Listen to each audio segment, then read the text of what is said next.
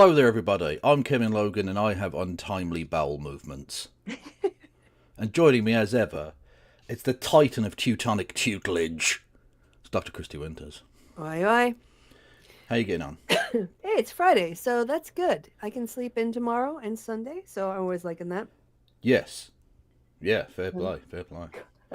God, this campaign in London, they must be raising so much money off of this because they just keep coming up with amazing shit. Like, honestly, they should copyright it and send it off to the States so people can use it there. The baby Trump blimp thing worked out nicely, didn't it?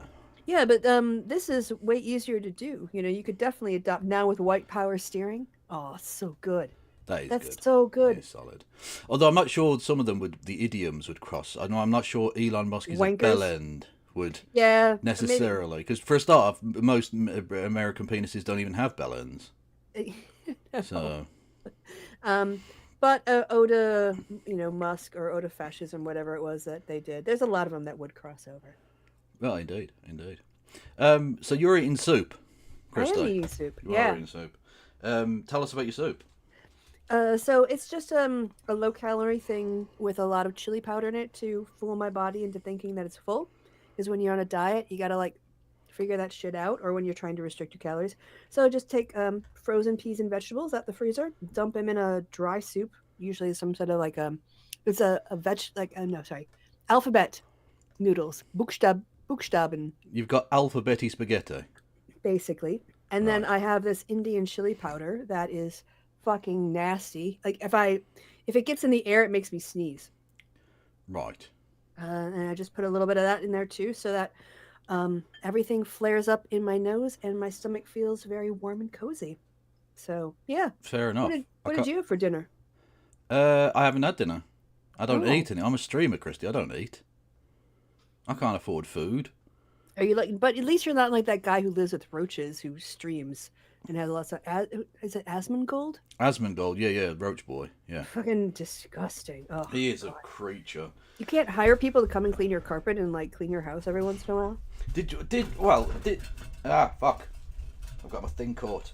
Did you, Is it that long that you get it caught on I things? do, it drags on the ground and everything. Get some help. Did I play the footage of his house with you? Mm-hmm. I did, okay, I was going to show Fucking you. nightmare. Roaches and just stuff piled up on the kitchen sink, unwashed dishes. Basically, it's like a health hazard. Yeah, I think probably the grossest element of it, if I recall correctly, was that at some point in the past he had like bad teeth, Yeah, gingivitis, and bleeding gums, right? Which is, that's fine. That's a medical problem. But instead of like having it sorted, he like would, brushing his teeth. yeah, that would help. He used to just get his finger, like claw out the blood, smear it on his wall, and leave it there. So there were just these like brown streaks, which look like shit because that's it's dry blood. And he lived in that Yeah, just show environment. me. It's like if you're like Siri, show me a house of a guy who doesn't get laid.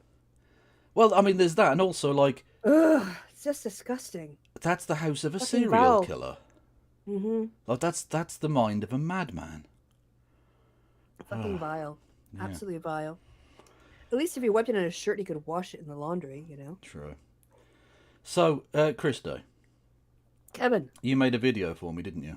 I did. You want to share it with the peoples? I will. I was Explain your reasoning at first, I suppose. Well, I because I'm making a lot of videos for work, I needed to make one with it. It's a long story and boring. So skip to the end. I ended up getting an upgraded version of the editing software I already use, and every month you get 100 credits to use AI shit. And one of them was image to video. I was like, fucking yes, I can finally do this thing that I promised Kevin I would do. And it was one that was called Elegant, where you like sweep your hair to the side or the thumbs up. And I thought the thumbs up would be more cheesy. And so I made this for So you you. made me a JD Vance as obsessed girlfriend thumbs up. Yeah, there you Okay. go. Actually moving around live. And yep, there you Yeah, go. there you go. Christy doesn't waste her afternoons either.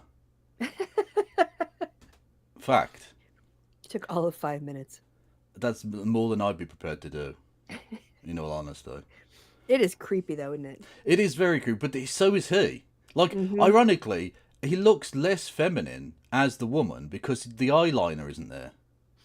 Did you see the reception he got at the Kennedy Center? Yeah, he got booed, obviously, because he's a horrible person. Yeah. Mm-hmm. But that's sort of what they want, because their entire bit is do anything to annoy the Liberals. So the fact that the Liberals were annoyed, like, I don't want to piss on anyone's cornflakes on this, but, like, they probably think that's a good thing. Because he's a cunt. Yeah. Yeah. But the thing is that booing is becoming not just in liberal circles. You know, as the economy tanks and the stock market goes down. Suddenly Jamie Dimon, who 2 months ago was like, a little bit of inflation to deal with national security, deal with it. And now he's like, maybe this isn't a good idea. Businesses, I mean, obviously people don't wake up thinking about tariffs, but businesses, like, motherfucker, people do pay attention to tariffs. You absolute elitist cunt. Yeah, exactly. Although it's the biggest cope I've ever heard. The press secretary trying to describe tariffs as a tax cut.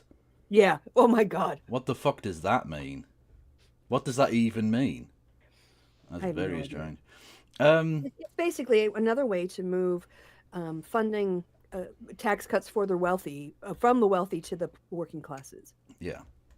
Well, pretty much, yes. Yeah. That's exactly the thing. So we might be having, hopefully, Marcus on a bit later to talk about the legal things. And there's so many. And there are so many. Yeah. But you, I mean, this, for me, honestly, Christy, you're really helping me, because I've said in the past that come the revolution, I'm going to put a good word in for you. Yeah, thanks. And as one of the libs, like, it's not going to be easy.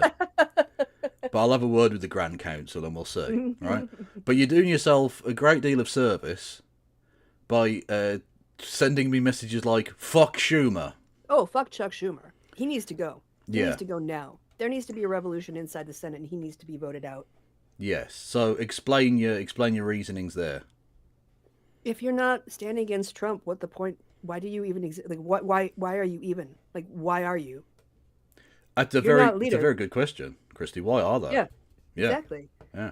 If they're not up there, I mean, actually, why don't you just play Where's the Fight? And, you know, when a never Trumper does a better fucking job of articulating the Democratic position than a Democratic leader, you need to fucking go.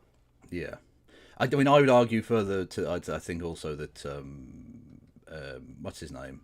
The Congress, the what's his fucking name? Hakeem Jeffries also needs to fuck off. He's useless.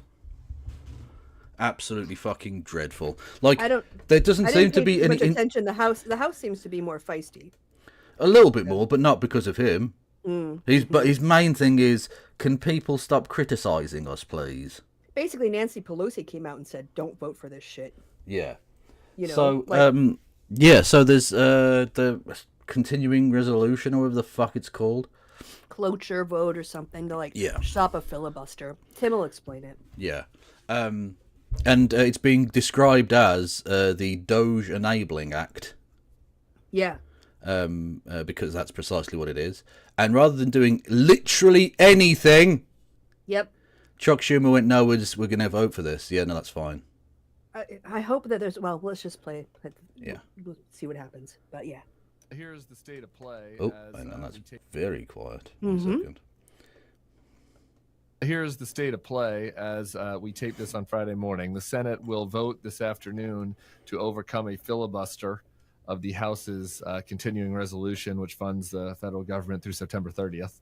Schumer announced yesterday that he would support, not the bill, but that there's an assumption that Schumer saying that he will support cloture on this bill will unlock the requisite number of Democrats, 7 Democrats or 8 Democrats, depending on Rand Paul, that are needed to bring this to the floor. And then presumably Republicans would pass it without any Democratic votes. Here's the most generous spin. It's so pathetic. Like, they have 49% of the seats and like 2% of the power. Yep. It's embarrassing. Yep. Leverage this for something, for anything. Like, he's not even, it doesn't appear that he's gotten anything for this. Nope, not even optics, as Tim will explain in a few seconds. Literally, like, say, no, we're not going to vote for this unless you give me this, this, and this. Yep. And then you can negotiate and do something. But he's just gone, no, I'm literally just such a massive cock bellend that I'm just going to vote for this anyway. Yep. Cunt. Yep. enabling cunt. On this before I start ranting. The most generous spin I've heard is that getting into a shutdown makes Musk's job of dismantling the government easier, firing people easier, that it wouldn't achieve anything on a policy standpoint, that there was no real plan to end it, and that it would both hurt the government workers and potentially hurt the Democrats' political standing. But I want to say, even if you grant that, right? Which is dumb, but even if you do, like, it might hurt the Democrat standing. What do you think this does? Yeah. Because, like, there isn't a single Democrat who's happy about this. Definitely not the base. No. The base is up in arms. Yeah. So the people who you need to rely on for any chance of electoral viability. Not getting fucking primaried by AOC. Yeah. Like, they're all so mad at you that they literally want you to go. Yep. Get out, old man. I mean, I don't know about you, but, like, it doesn't even work from a self-preservation point of view. I wrote his Senate office today. Basically, we don't need accommodationists. We need people who will resist fascism. If you can't do that, get the fuck out of the way. Well, it's not even accommodationists. It's capitulation. Yeah, I mean, as I say, like, it's about closing the vote. But he could... let's just hit play. Just hit play. We can talk about it. Like, and even if you weren't able to stop it, it's about sending a message that at the very least you're doing the basic minimum to try. Like, I'm sorry, just wearing pink isn't going to cut it. Hit play. Right. Yeah, I'm trying. Even if you grant that the end of this process was going to be some kind of fold, because there was no way to actually stop Musk's reign of terror with only 47 senators. Even if you acknowledge that. Well, there's a certain plumber that I know who has a way of doing it. I'm just saying, there are plumbers who know how to deal with that situation. Bouncing around on mushrooms and gathering coins. Yeah, exactly. Yeah. That's perfectly innocent. I don't know how anyone could possibly read anything else into that comment. No.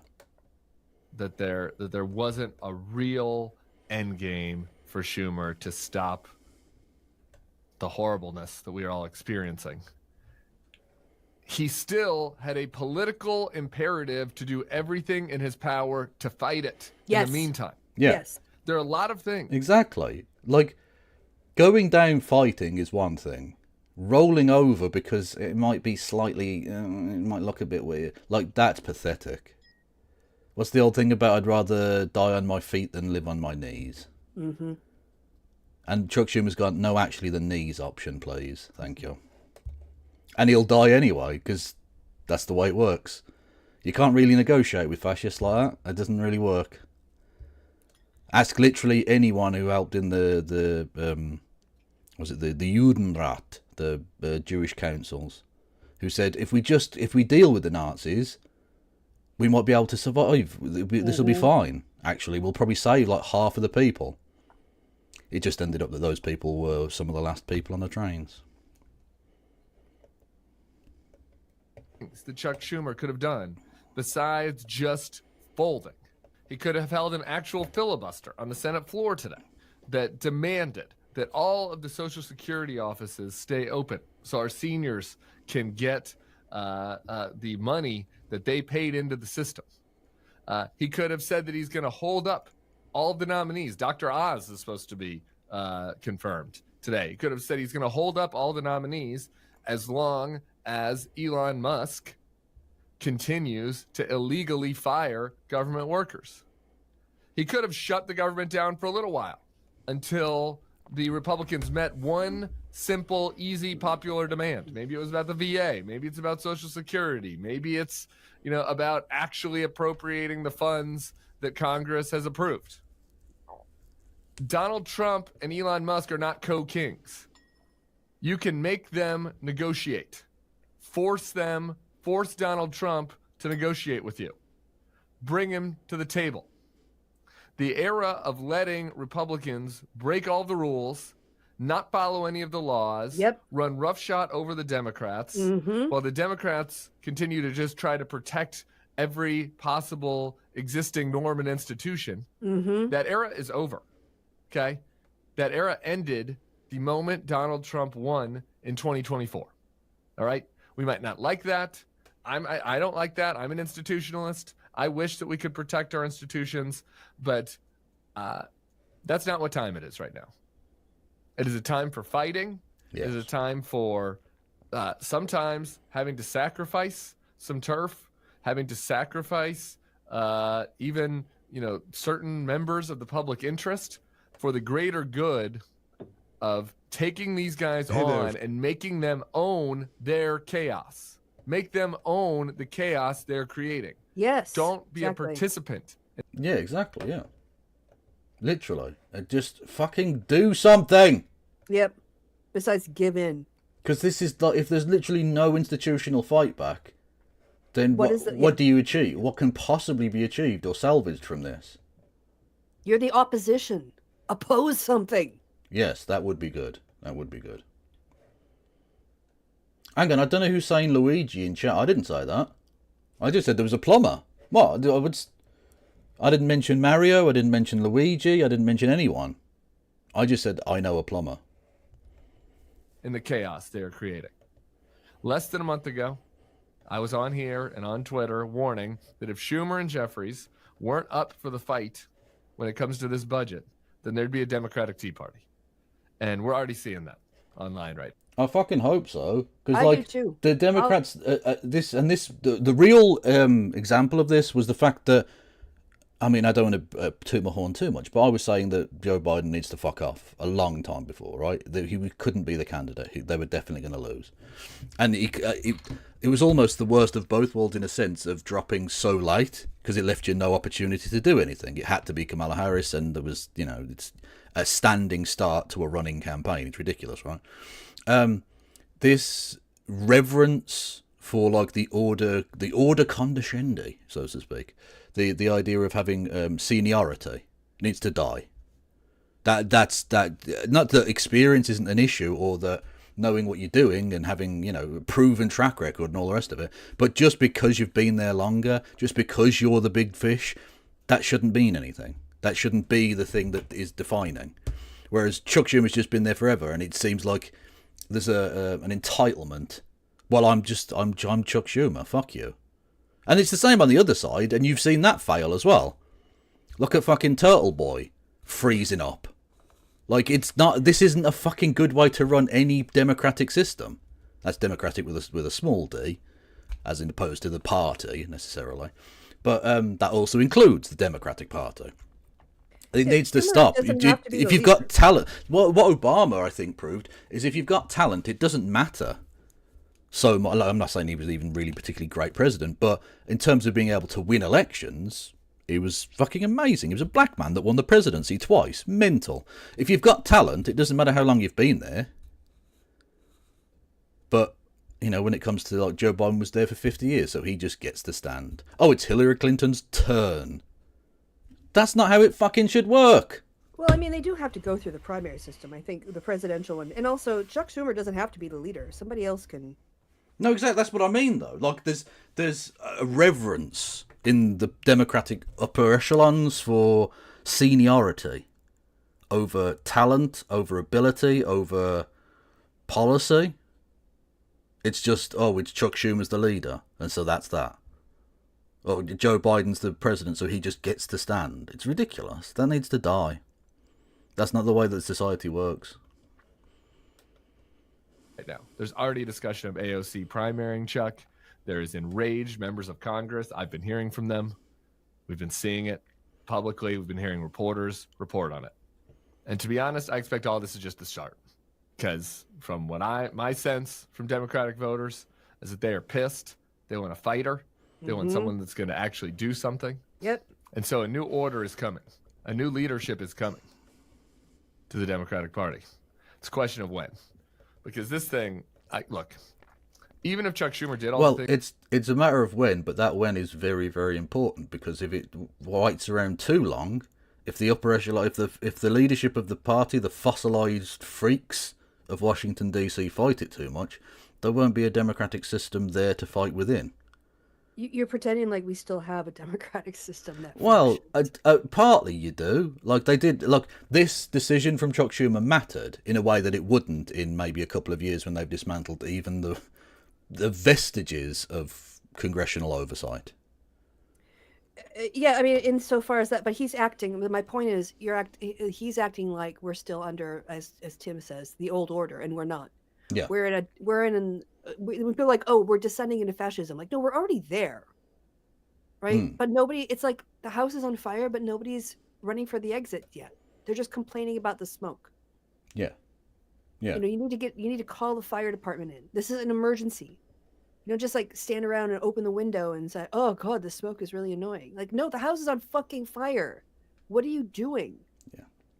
But it's even worse because Chuck Schumer's gone. Actually, we quite like fire because we think not fire would be bad for us. So we're just going to be okay. We're just going to vote for the fire. Thanks. Things I said. Does anybody think that he's a man for the moment right now? Nope. Does anybody think that he could have executed on that maximum pressure strategy? I don't know anybody who does. This thing can't wait for a primary till 2028. The Democrats need leaders that are up for this moment right now. Yep. The time for Chuck Schumer to pass the torch is right now. Yep.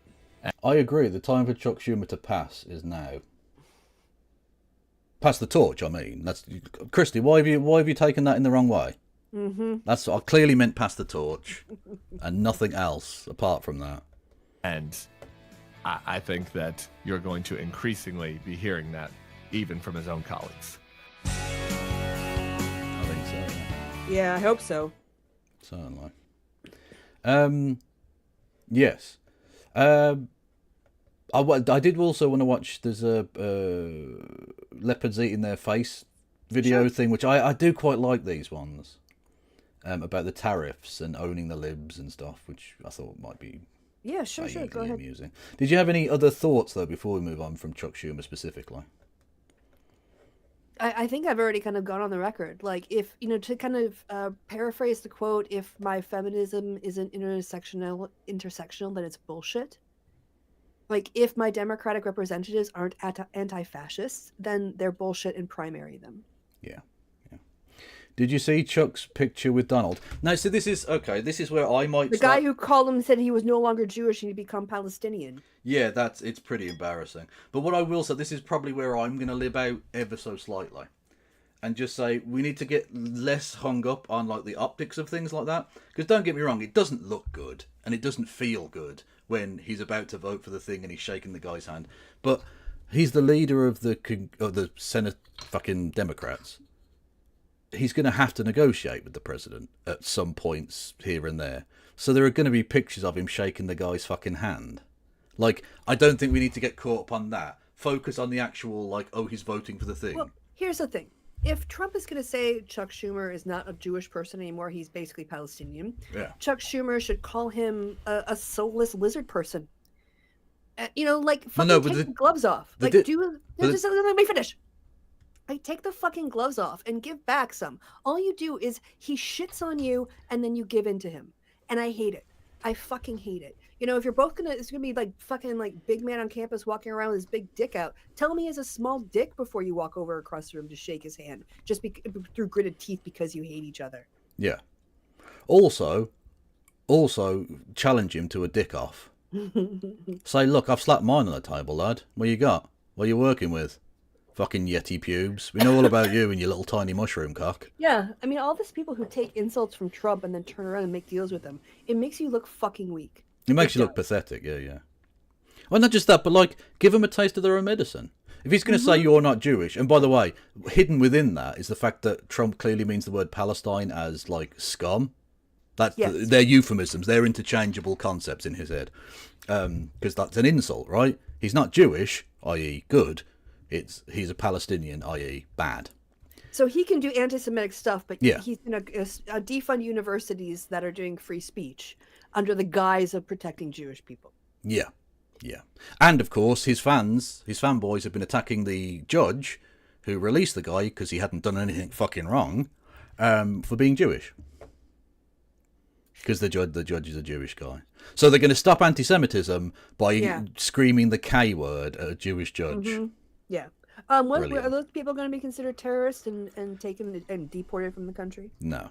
Well, not just that, but I don't want to hear any of these motherfuckers ever say free speech ever again. Yeah. Because literally a spokesperson for the presidential office said that he wasn't having his green card revoked, although they don't have the power to do that. Again, it's a judge thing, but they weren't going to try and get it revoked on the basis of him doing anything illegal, but because he had a, quote, policy that was adversarial to the current administration. So What? literally, for having an opposition viewpoint, Yes. for having a different viewpoint than the current administration, he was being... So literally a violation of the First Amendment then. Yep. Free speech is legal again, everyone. Did you know? Just like comedy. Yeah, comedy. Yeah, I am become meme. No, I guess we're going to have to talk about Bill Burr, aren't we? Bill Burr, I love Bill Burr now, right? He's going to lead the revolution and be sarcastically pissed off about it the entire time, and I'm very much here for it. Yeah, well, anyway, should we hit play? No, Christy. We are definitely going to hear what that little... Christy, I know you too well now. I get a little tired of Bill Burr's false both sidesism. Because he comes up there and he shits on Elon Musk and he says, where are all the liberals who are saying this? Where are all the Democrats? Like, there are people saying it. You're just not listening. So don't do both sidesism because you're not reading the news. Yeah. So that's my Bill Burr moan, that he is a bit lazy. If it doesn't cross, I guess he doesn't go out and look for information. It's only what falls into his lap, it seems like. Yeah, he's American. Yeah, fucking lazy. Yeah. Lazy white man. Getting by on his privileges. Yeah. And his Basically. sense of humor. Yeah. But him shitting on Elon Musk is very entertaining. It is very entertaining. And he did say Free Luigi, which was funny. Has Khalil been released? He has, yes, because he hasn't done anything wrong. And the judge went, yeah, I at least temporarily, we stay the thing because it's fine. And it's so obvious. And it'll be 5-4 probably, but if it goes to the Supreme Court or something, it's such an open and shut case of freedom of speech. Because again, the government aren't even contending he did anything illegal. They're not even saying he did anything illegal to have his green card revoked. It's literally just he has a policy, or he has a position which is adversarial to the current administration's foreign policy. So literally he just disagrees with the government. Which I thought you were allowed to do, but apparently not anymore. Anyway, you can give me money, chat. If you want to fund my green card, which I definitely won't be even attempting to get, because what's the point? Anyway, yeah, bits and messages and subs and super chats and all of that shit. All of that good stuff. Folks, hope you're doing well today. Donald Trump is threatening a massive 200% tariff on the hostile and abusive EU targeting champagne and alcohol. Can you pause it? And for the So one, that's going to piss off all of the suburban moms. Yep. And two, one of the things he complained about is, oh, the Europeans, they don't buy our cars. There's cars. There's fucking a Ford factory in Germany. Yeah, there's a Ford factory in Dagenham. Yes. Also, we don't buy American fucking cars because they're too big. Yeah. That's why you have production facilities here. So you have normal-sized cars that get more than 3 miles to the gallon. Yeah. Yeah. So a smart car doesn't really stand out in Europe. Okay, that's how small. We have a lot of one-way streets, and there's parking on those one-way streets as well, and not on the curbs either, because the pavements are very small. You need small cars, and Americans don't build small cars and ship them over to Europe. But that's the advantage of the self-driving, is that the smaller pavements, the smaller sidewalks are easier to mount and kill families. Yeah. So, I'm just saying the Cybertruck has its advantages in Europe. There's less room to dodge the curb mounting self-driving Tesla. Yeah. The death numbers or death count gets higher. True. Also, it must be pointed out to Mr. Trump that you don't have a champagne industry. Yeah. You're literally threatening a 200% tariff to protect an industry that doesn't exist. But there's method in his madness. Go off. because I'm sure they're not going to like put a 200% tariff on Kentucky whiskeys now. Well, you've already had all of your fucking booze removed from Canadian shelves. Yep. Dickheads. Like, you're just hurting yourself in order to own the libs, and that's literally it. So I need to go and buy more makeup because my makeup, like, I just need to like refresh it. I Christy. chucked a bunch of it out today. Stop talking. And I realized, oh wait, I can't buy a single American product when I go because I'm boycotting American products. Oh, you really? Oh, okay. Yeah. You're doing But I BDS can. on your own nation. Well, I'm gonna stand. It's like I'm planning on getting my citizenship in Germany. I very much consider myself on my way to becoming a European citizen. And if you're gonna ask me which side in this fight I'm gonna stand with, it's not gonna be Trump. Oh, you're anti-white? Okay, yeah. That's good. I'm just saying, Dickie knew. I'm anti-white supremacist for sure. Dickie knew. He knew all So about you. No L'Oreal, no Maybelline. I'm gonna have to turn things over and look for, the German version of "Made in Germany" on the labels when I go in. Yeah. Lip plumpen. That's the makeup. That's the. Anyway, you stopped me from doing. When you interrupted me there from interrupting you, you stopped me from giving you a compliment. Oh, okay. You can do that at the end. I don't need to be interrupted to be complimented. Wait, because but now I have to specifically say the line you said in order to, because it did anyway. You said I need to go and get more makeup, and I was going to interject and say, no, you don't. Aw. But you do interrupt me a lot, and if I don't push back, you just keep interrupting. Yeah, just shout at me. Yeah, I'm absolutely fine with that. Just shout. Yeah, that's the way to do it. I don't listen to like non-verbal cue.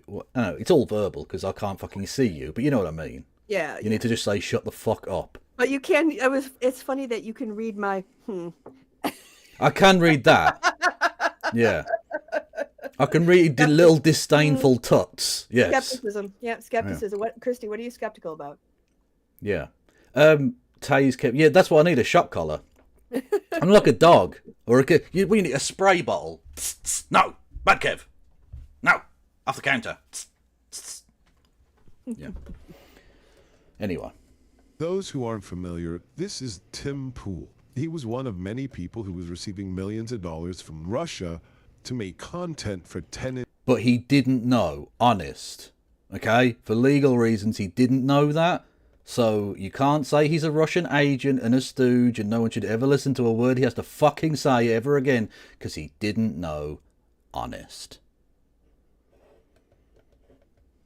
Media. I heard wines, and everybody's freaking Yeah, we know you heard wines. It's your show. Yeah. All you do is fucking whine. out because California wine's not good, I guess. But Trump is hitting them where it. No, California wine is fine. What are you talking? Why are you talking shit about your own country's wines So now? un-American, Tim. Why do you hate America? Yeah. Why do you hate America, Tim? Like, the wine isn't liberal. Look, we know you hate California and all of that. Okay, fine, whatever. But like, the wine doesn't have any position on pronouns. What are you talking about, mate? Like, hurts, ladies and gentlemen. Welcome to the global trade war, for which I care very little about. And so, yeah, because you're rich, so it doesn't matter to you. Holed up in your fucking weird cat kidnapping skate park. Here's the thing, Tim. If your fan base are getting their jobs cut because of Trump, that means they can't give you donations, which means that you're not making as much money. Doesn't matter. He's found another totally legit grift, I'm sure. That Another isn't coming from Russian- any foreign governments. I don't know what you're talking about. It's fine. You know, if you've been paid millions of dollars from Russia, you've got stacks of rubles, and you don't care about a trade war. You don't care if the costs of goods go up. But being that most of your listeners aren't wealthy, you probably should have empathy and care about them. But I mean, empathy? you don't even know about good wine, so why are we even talking about this? Instead, let's look at some small business owners talking about this. And then we're going to look at a reaction from a Republican representative, and we'll take it from there. The tariffs kind of like they're on, they're off, they're on, they're off. It's Yeah, I've talked about this. Like, it's so destabilizing to have that kind of weird on-off thing. Like, if you're going to have a tariff, people can adjust to that, or indeed not, as is appropriate. But if they're on one day and then just like that, they're gone again, and then they're on again, and you can't. It's a quicksand of you can't fucking do anything with that. And not just that, but other countries aren't going to reciprocate in that exact way because they're not fucking mental. Yep. So if they put a 20% tariff, that motherfucker's going to be there until this is over. Also, it just shows that he caves. Yeah. He's not showing strength. Yeah, He's showing exactly. that all you have to do is, like, I don't know, whatever it is that everybody else has done to get exemptions or him to pull back or to do a delay, and he'll fold. Yeah. That's not strength. You've just got to do what Scheinbaum did and just give him a PragerU graph with, smiles go up and frowns go down, Yeah. and he'll fucking cave and give up. You're like, yeah. And he just plucks numbers out of his ass. 200%. Where the fuck did you get that from? Why not just say it's illegal? I'm going to not allow this to happen. Yeah, I mean, what was the it's not Rob Ford, the other Ford, the Doug Doug Ford. Yep. All he had to do was, like, threaten to put 20% or 25% tariff on electricity going to U.S. states, and Trump folded on something. Yeah. And not just that, but again, it shows you how little he was paying attention or cared during his first term. Because he was like, why are we allowing the foreign country to dictate our electricity supply? Like, motherfucker, that was during the entirety of your first term, and you didn't know that. Well, You also, just learned that now. he was the one who negotiated the U.S. whatever current version of NAFTA, Yeah. and now he's like, "Oh, we're getting ripped off." I'm like, "Well, who organized? Who Yeah. negotiated that shitty contract? Oh, it was you. You were the one who organized, agreed to that treaty that you now say is shitty. Well, Yeah. aren't you to blame then? Aren't Well, you? yeah, didn't literally, you yeah. let people rip us off for 4 years, or Literally. 8 years, or something? Yeah. Not just that, but the electricity, some of which comes from Canada, goes to New York. Mm-hmm. The city he's lived in all of his fucking life. How do you Well- not know where your shit comes from? Yeah, but this it's a New York State, so I don't know if it all goes because New York probably has multiple power supplies. But I think so, yeah. northern New York State is MAGA territory. Yeah. You know, Yeah. parts of Michigan, that's MAGA territory. Yeah, someone said New York is basically where all the people live is where the liberals are, and then it's just fields of Republicans. Yeah, Yeah. basically. Yeah. It's like all the farmers who are bitching about the fact that we have these tariffs. Like, well, you voted for Trump, so fuck you. And he literally, mean- like, you can't say that you were surprised by this. A, he He tried did it in it his last first time. term, Yeah. and secondly, he said, on and off, that he was going to do it in his second term. So if you voted for him, tough shit, I guess. Like, don't get me wrong, I don't want you to suffer, but you voted for you to Yeah, suffer. I can't help you. Yeah. You know, and the thing that in this first term he fucked over the farmers with his tariffs, and then the farmers got mad, so the government bailed them out with taxpayer money. True. Yeah, exactly. Yeah. Fucking doing some socialism for the farmers. Yeah, but not the wealthy people. The people who had to buy the food are now paying the farmers to get the fucking food that they're going to pay for. But it's a tax cut. Seamstress. Oh, you got the job, seamstress. Oh, that's fucking dope. Oh, congratulations. Congratulations on becoming a capitalist pig. No, I'm only joking. No, seriously, well done. That's awesome. Cog in the system. Exactly. A fucking wage slave. I hope you're happy. Wage slave. For the greater good. The greater good. Job. That exists. What's that? Sorry, I was looking down at my phone. Aw, that's cute. I like that. Yeah, but like does that mean I have to lick my balls on the couch? Well, you do anyway, so... Yeah, but not when I've got company, usually. Well, yeah, don't do it for company. I'd definitely send you outside to do that. Yeah. Anyway. Where were we? Oh, yeah, tariffs. Boom!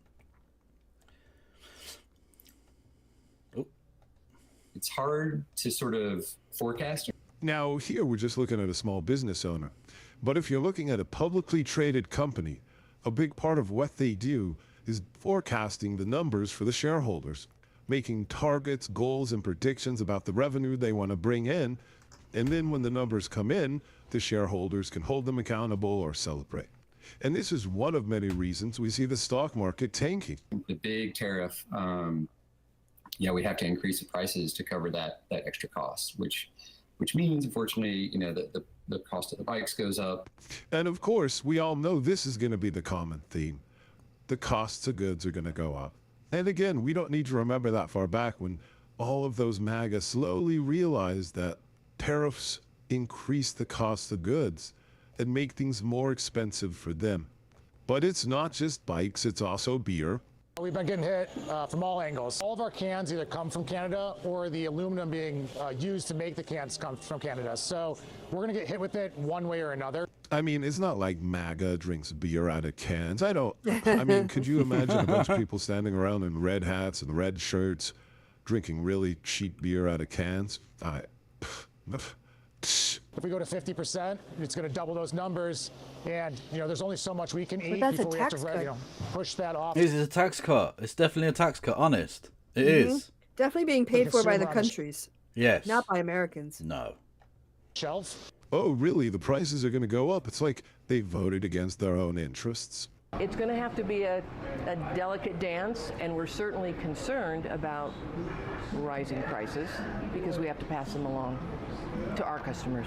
And so that lady imagine actually that. sourced products. You what, sorry? Imagine that. They have to pass things they have to pass the costs on to their customers because they're not going to take it. It's almost as if we've been saying this, trying to explain this for 7 or 8 months now. Yeah, exactly. Yeah. You'd think they might have listened. Ever. Globally for companies. That's the way the world operates these days. Things aren't just made in one country, they're made all around. But it's not just this. It's going to also be farmers, just like it was last time. And we know how good China can get at retaliatory tariffs targeting very specific groups. They aren't good for me, and who could blame them putting reciprocal tariffs on us? It's just a match, And can I say and nobody's going to win. it's a pissing match? Is that what he said? I think he probably? said, yeah. Yeah. Can I also just say, and this was pointed out on Blue Sky to me by Canadian, where are the Americans standing up for Canada and saying this is insane? Nobody voted for Trump so that we would, insult our Canadian neighbors and try to do a Putin. Yeah. To be fair, I understand why Americans aren't standing up for Canadians. Because the thing is, some of them are French, right? And the other half, or whatever the nation, allow them to be French. There's way less than half of them. I don't. Look, I'm not going to split hairs about the number of frogs, all right? Some of them are frogs, and the other ones are okay with the frogginess. And this will not stand. Yeah. So, I mean, I want to see politicians saying, why is Trump talking like Putin and about an illegal war? Where is people saying this needs to stop? This is insanity. Nobody, Trump didn't run on invading Canada or destroying them economically so that we could absorb them. Nobody wants this. Nobody voted for this. And it's fucking crazy. Stop it. Just stop it. No, Americans won't stand for, what are you going to do? How would this work? They're going to absorb all of Canada. And then how are they going to not deny Canadians? Canadians are not going to vote Republican. Yeah. But there aren't that many of them, so who cares? No, it's bigger than the state of California. Some of them are French. Yeah, but they only get one vote. Well, That's are they going to treat them like Puerto Rico or something? I mean, it's literal insanity. Yeah, they're just white Puerto Rico. Because can someone in the chat tell me what the population of Canada is? I think it's bigger than California. Like 12. All right, so that means that they would get 2 Senate votes and probably how many California representatives are there? 20? I don't even know. California has a shit ton of delegates for the Electoral College, and all of that would need to be resorted, right? Because we only have a maximum of 435 plus 100, 535, right? And so that would need to be redistributed. So it would be probably Canada, the biggest state, then California, then Texas, then New York, then Florida. The Republicans would never win another election, ever again. Well, there's a big difference between 45 and 35 million, Alex, but thank you for guessing both of those numbers. There are lots of Canadians. Alexa, how many people live in Canada? I'll just ask Alexa. Chat, you're too slow. I think it's 41 million. Yeah, that sounds about right. And I think California is... Okay, 39.1 in 2024. Alexa, how many people live in California? 39.1. Keep that number. 40 million. So it's basically... About the same. Yeah. Right? That's it. That's the Electoral College. Republicans would never win the White House again.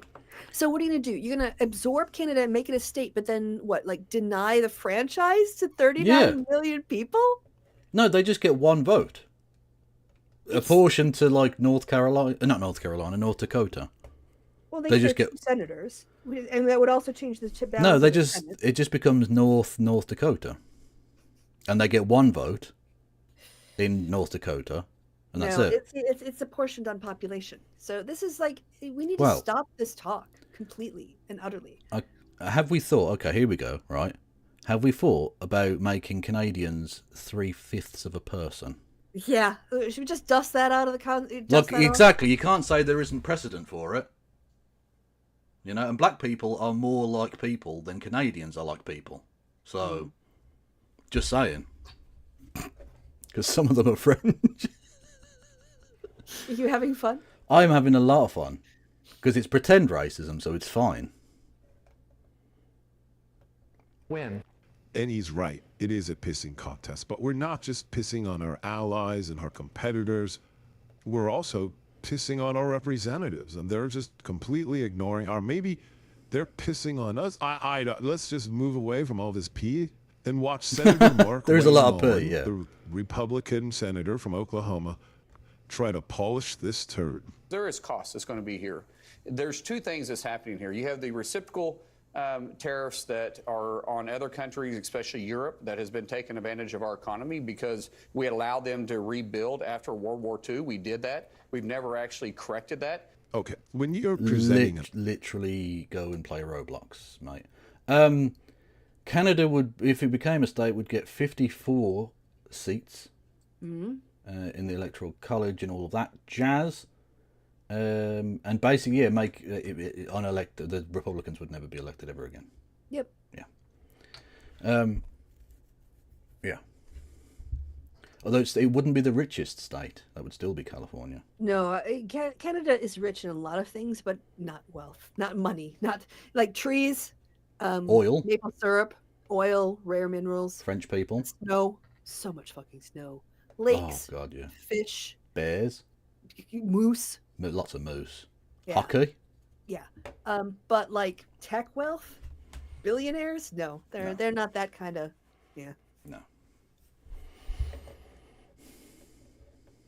An argument, making claims. Usually you want to put your strongest claims out there first, the ones that are going to be the most challenging to counterclaim or to rebuke. Okay, and just so we're all on the same page, he said one of the reasons we want to do tariffs against all of Europe and Canada is because we let them rebuild after World War II. Which, by the way, just is so dumb. Like, firstly, you can't give people money and then claim it's a loan. That's not how that works, Trump, you prick. And secondly, you did that because you were scared about communism spreading. This was for your interest and nobody else's. You didn't give a fuck. Literally, you rigged an election in Italy to stop the communists winning democratically. That's like you did this for your foreign policy, geopolitical goals. This wasn't for the good of the people of Europe. That was money you invested to win the Cold War. Why are we paying you back? Also, we're not paying it, your fucking people are. That's how tariffs work. Krista? Yellow? Sorry, I had been muted. I didn't realize okay. I was muted. I was wondering why you were ignoring me.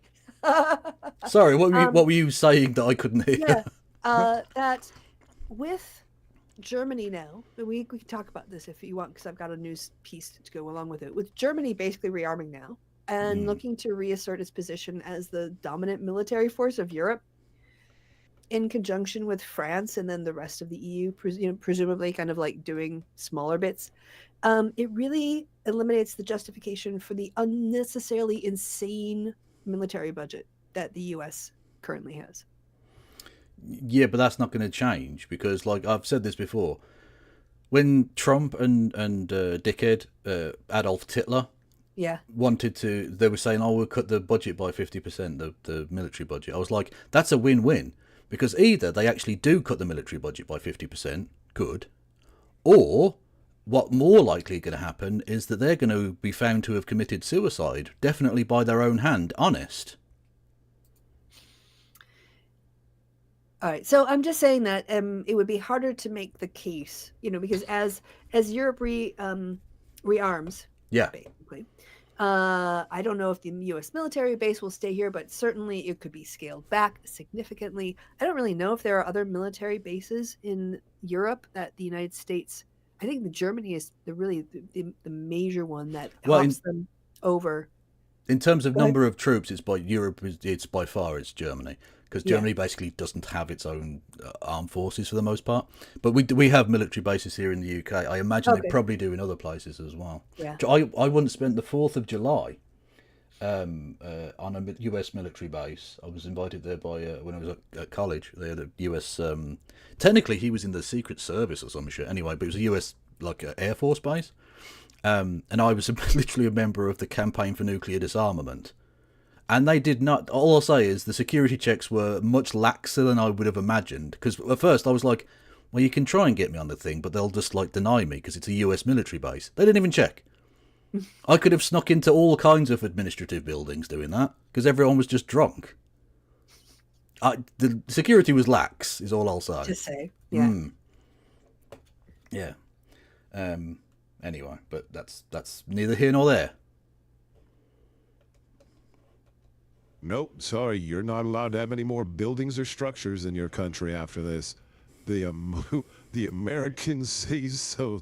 We wanted to stop. Also, just on America, you're going to find it very difficult to bully other nations when you start doing this. The point of you giving this money and spending this money is so that you essentially buy Europe. And what you're doing by removing that funding is that Europe will just act in its own interests again for the first time in 100 years. Yeah. And you won't have any friends. It'll just be literally you and Israel. Yeah. Yes. You and Israel and Russia can go hang out. Well, did you see? And this is how you know Trump's just a prick, right? They're just doing it to be pricky. Did you see that the UN vote for the Day of Hope? No. Amazing, right? So it's pointless because it's the UN Day of Hope, so who gives a fuck? It's not going to change anything.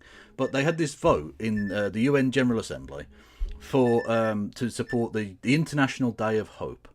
Okay. And whilst loads of dickhead countries like Russia and North Korea abstained, the only country on Earth to vote against the concept of hope was us. Was the United States. Even Israel abstained. Even your lapdog abstained. How do you vote against hope? Because it's the entirety of MAGA is just a negative, bile-filled rant against the world. Yeah. So, Kev, did you disarm any nukes while you were at the base? Technically, they did not have nuclear arms at the base. I'm just saying, if they'd have checked, I'd have been seen as a hostile adversarial force and probably denied security clearance. But there we go. They didn't even bother checking, apparently. Hello there, Marcus Rake. Hello. How are you? Hey, Marcus. Oh, good to hear you again. Welcome. Thank you. And Kev, I do have to correct you. It will be the United States, Israel, and the United Kingdom, because seemingly we don't even have to give you guys money anymore, and you still do what we want. No, we in the UN General Assembly, we tend to just abstain on stuff if America doesn't want us to vote for it. So we get to pretend to be kind of independent whilst not being in any way independent.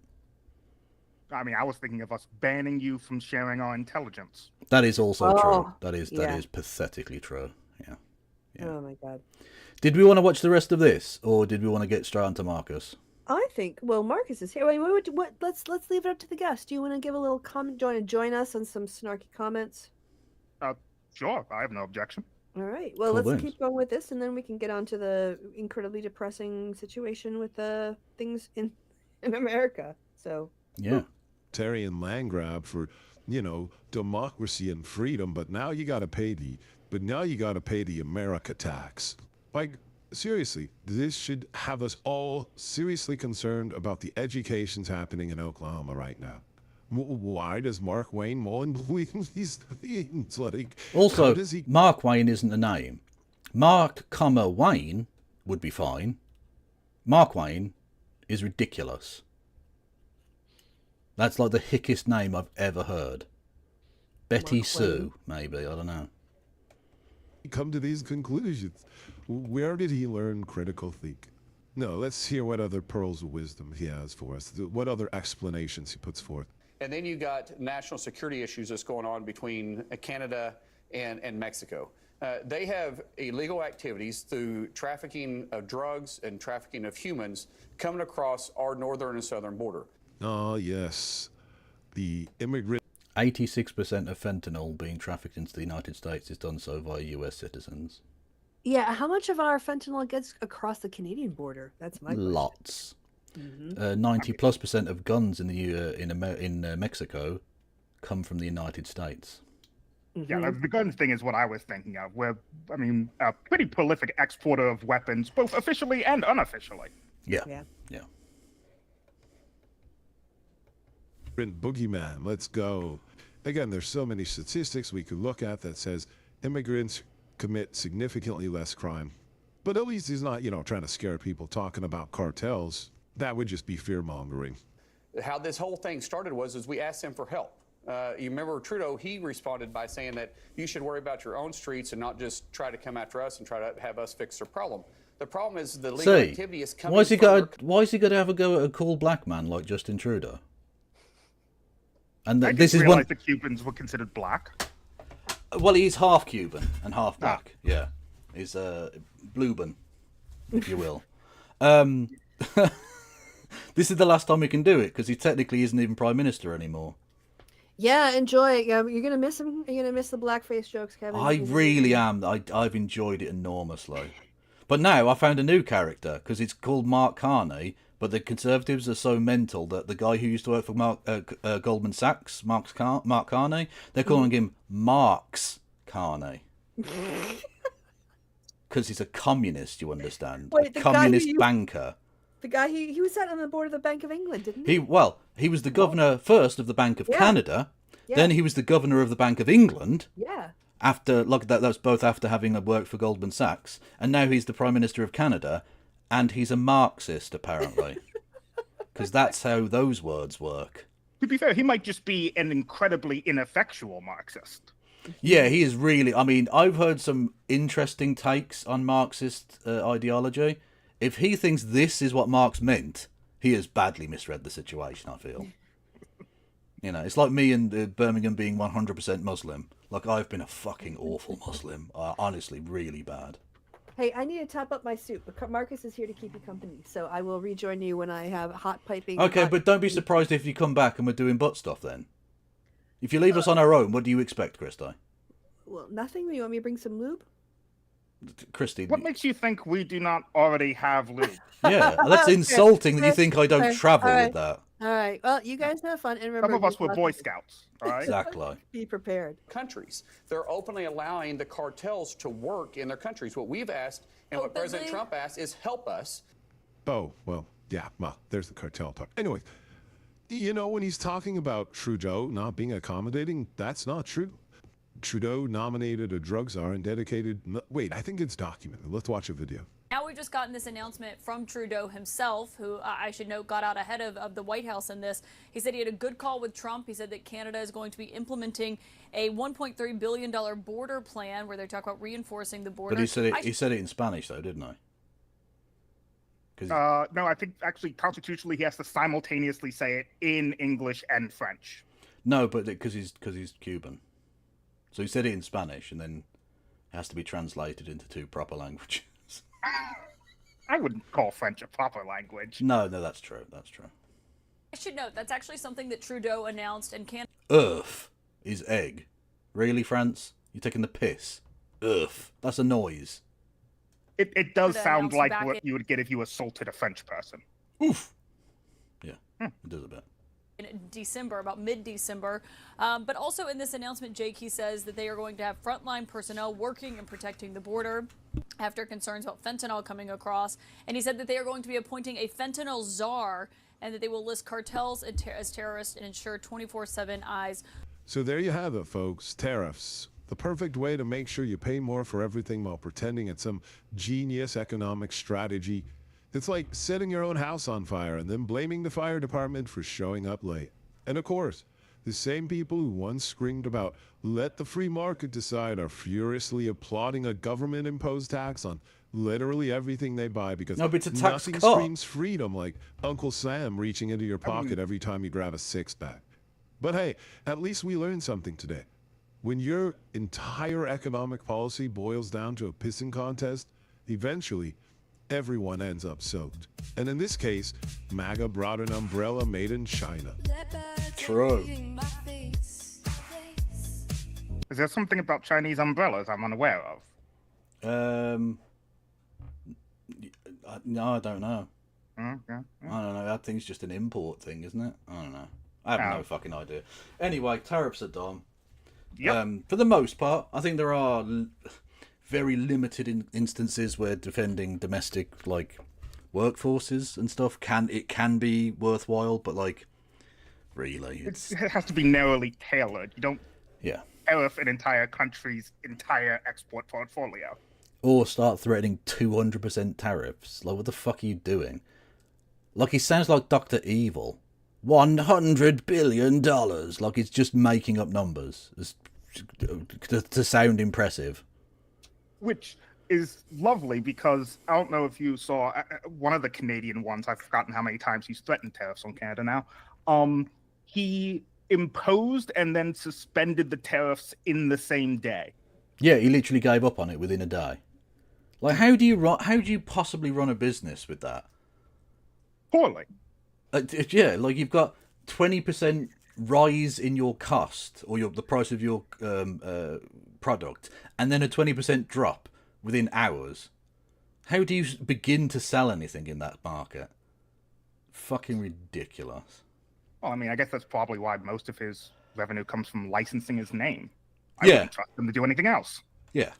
Basically, honest to God, we'll look back, I think, historically and see that the Apprentice was the thing that made him.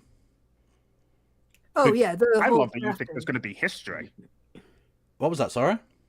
The way that they crafted his personality through editing.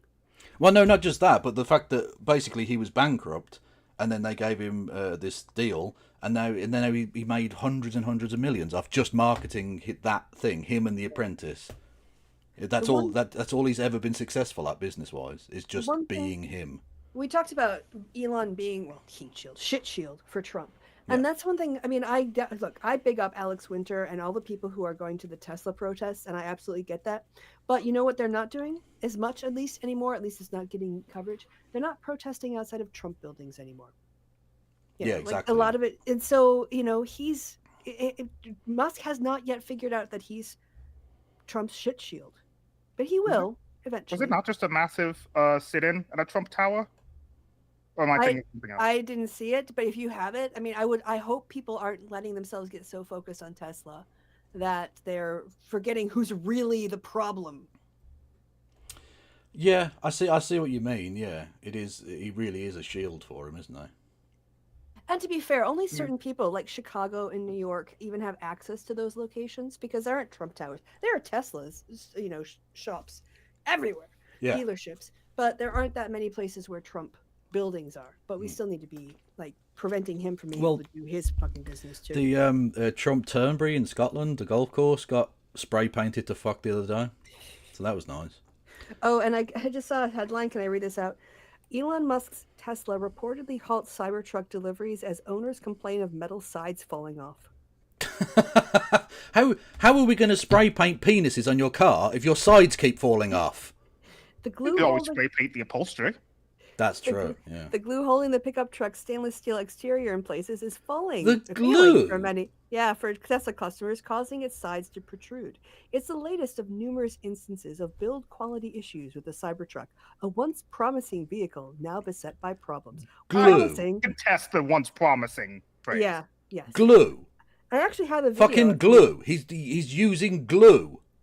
Yes. For an all-terrain vehicle. Do you want to see the video? I have a video. Honest to God. To be fair, you can only huff so much of it. You have to find other uses. Well, that's why he turned to the kit, isn't it? Yeah, definitely. What is this? Breaking. Welcome back to Protesters storm Trump Tower in New York. Yay, good. Okay, well, Keep we it can up, take a New look York. at that first, I think. Trust New Yorkers to shit on Trump. They know him best. Yeah, like, why are they protesting, though? Surely him being away in Washington's better for them, personally. Live now from Fox as we continue to follow this breaking news. We do Jewish group protests inside. So, surely you mean Palestinians. Yeah. We're not anti-Semitic. know about 100 protesters are inside Trump Tower in Manhattan right now. Manhattan. Taking you out live to the scene. This is just one of the many shots that we are getting in here to our live now from Fox Newsroom. Fuck I do yeah. just want to Go turn on, on the lads. audio for a moment to see what we can hear go. before I read you the details. Let's go. Jews say do not comply. Never again. Yeah. No, All right, so not it does anyone. appear that there is Nice. no audio on this, but as you can see, there is a police Well done. presence inside. And here's what we do know as of right now. Demonstrators from a Jewish group are filling the lobby of Trump Tower to denounce the immigration arrest of a Columbia University activist who helped lead student protests on the campus against Israel's war in Gaza. The Jewish Voice for Peace protesters are wearing red shirts, as you Opposing fascism is a Jewish tradition. Fuck yes. Let's You go. can see, and it says, quote, Jews say stop arming Israel. They're also carrying banners reading, opposing fascism is a Jewish tradition and fight Nazis, not students. And they're Nice. saying bring Mahmoud home now. And again, if you aren't familiar with this story, Mahmoud Khalil is Anyway, you get the idea. Yeah, I mean, I think Jewish people have every right to be offended and outraged and demanding it stop that Trump is using anti-Semitism as his cover for targeting Palestinians. Yeah. Absolutely. Absolutely. Did you send me the other thing, Christine? It's in the Discord. Okay. Well, I'll go to the Discord then. All right. Yes, and then we'll get on. We will get onto legal stuff eventually. Marcus is having fun. He's all right, right? Yeah. We don't need him just for his legal brains. He has a So sense of there humor. is a He's got a huge sultry issue going voice. True, we need him for his What are your butt girth stuff of you were gonna talents. do? Yeah. Mm-hmm. I generally don't think of butt stuff as one of my talents. I'd You're put that so on a modest. resume and get a call You're back. so modest. Exactly. That's such a humble brag. Good lord. So there is a huge issue going around right now where these pieces on the Cybertrucks are literally just completely That's shoddy as fuck, man. He's literally just Imagine paying- gluing them. 70,000 for a car. Oh my Re-abandoned. god. Yeah. So there's no Stress genes of cars. yeah. So there's no like. There literally doesn't appear to be any clip or any fucking joint or anything. It's literally just glue. You know this is supposed to be like all weather, all terrain. This is ridiculous. Why are Remember these when he allowed did on the whole- road? When he did that whole go fuck yourself, he was saying it shouldn't matter if you like me, if you dislike me, or whatever. I just make the best cars, and that's why you're gonna buy it because it's the best car. Really? It's embarrassing. This is the best product. And yet No he's wonder you're using getting fucking undersold. Pritt stick to hold bits of it on. Fuck me, that is this shouldn't be allowed on the road because that can imagine this going down the fucking freeway at 80 miles an hour and that bit fucking blows off into oncoming traffic. This shouldn't be allowed on the road. Really, since what the whole thing's all metal, is it like aluminum or steel? I feel like at a certain point, it's just going to cut a car in half. It's a death trap. It's like the least damage it'll do is cutting off your children's fingers. Fucking hell, this shouldn't be allowed on the road. falling off. And I've had a lot of people tell me I don't know what I'm talking about, and you wrapped it and you forgot to put the bolt back in, or you forgot to put the nut back on, or you didn't put the adhesive on right. So I wanted to make a video showing you guys what exactly is going on. And it's not just these trims either. I've seen it with a ton of other trim on the Cybertruck because a lot of the stainless steel panels are glued on. That's some fucking panels have ridiculous. welds, some panels are just glue. That's what I mean. You shouldn't ever just have glue. That's not acceptable. That is fucking like a 7-year-old's approach to construction. I mean, sometimes when I was in a pinch, I'd use a cardboard box as a stand for a computer monitor or something. Well, that's fine because that's not dangerous. Because your computer monitor is not. Yeah, your computer monitor isn't like driving towards things. That's fine. I knew eventually that gravity and the fact that it's not a stable product or like surface means I'd have to replace it. It was a temporary thing, but I'm not asking people for like $70,000 to buy like boxes to use as monitor stands. You're not selling them as computer tables. No. Yeah. That is true. Have we checked to see his fucking rockets aren't built this way? Because that would explain some shit. Yep. He's pushing everything too far, too fast, and it's shit. Yeah, this is rubbish. The reason why this one is having the most issues is because it's the smallest panel that is only glued on. Now, what is my immediate guess to what's causing this? I'm thinking it's something to do with the very cold air. I've only seen this happen to trucks in the northern. Well, thankfully, this isn't meant to go up mountains, so it's fine. They won't ever interact with cold temperatures, so this is not a problem, ever. Did you see the Tesla or the Cybertruck owner who tried to use it as a boat briefly? I did, and the only clip I've got of it is on the bad site, so we won't bother. But yeah, Elon said it could be used as a boat, so they tried to like tow a jet ski or something, and it sank. And so they had to be pulled out of the fucking lake. Yeah, dickheads. I mean, saying you could use a Cybertruck as a boat is very much like saying you can eat arsenic once. Yeah, technically you can use it as a boat in the same way that you could still technically use the Titanic as a boat. Also, if you use it as a boat, you void the warranty. Yeah, exactly. Yeah. So lots of confidence in their products. Lots of confidence. Yeah. Where it's been like below zero. So I am working on a Cybertruck right now. I'm wrapping this in satin black, and this is like a brand new Cybertruck. Okay, this one's brand new, and this is how it should look on this panel here. It should look perfectly flush. It should be tight like this, and I don't know if you guys can see there, but there's actually a nut there that's screwed on that is holding this in. Now, I've seen a lot of people online say that, well, you didn't put that nut on good enough and you took this whole panel off.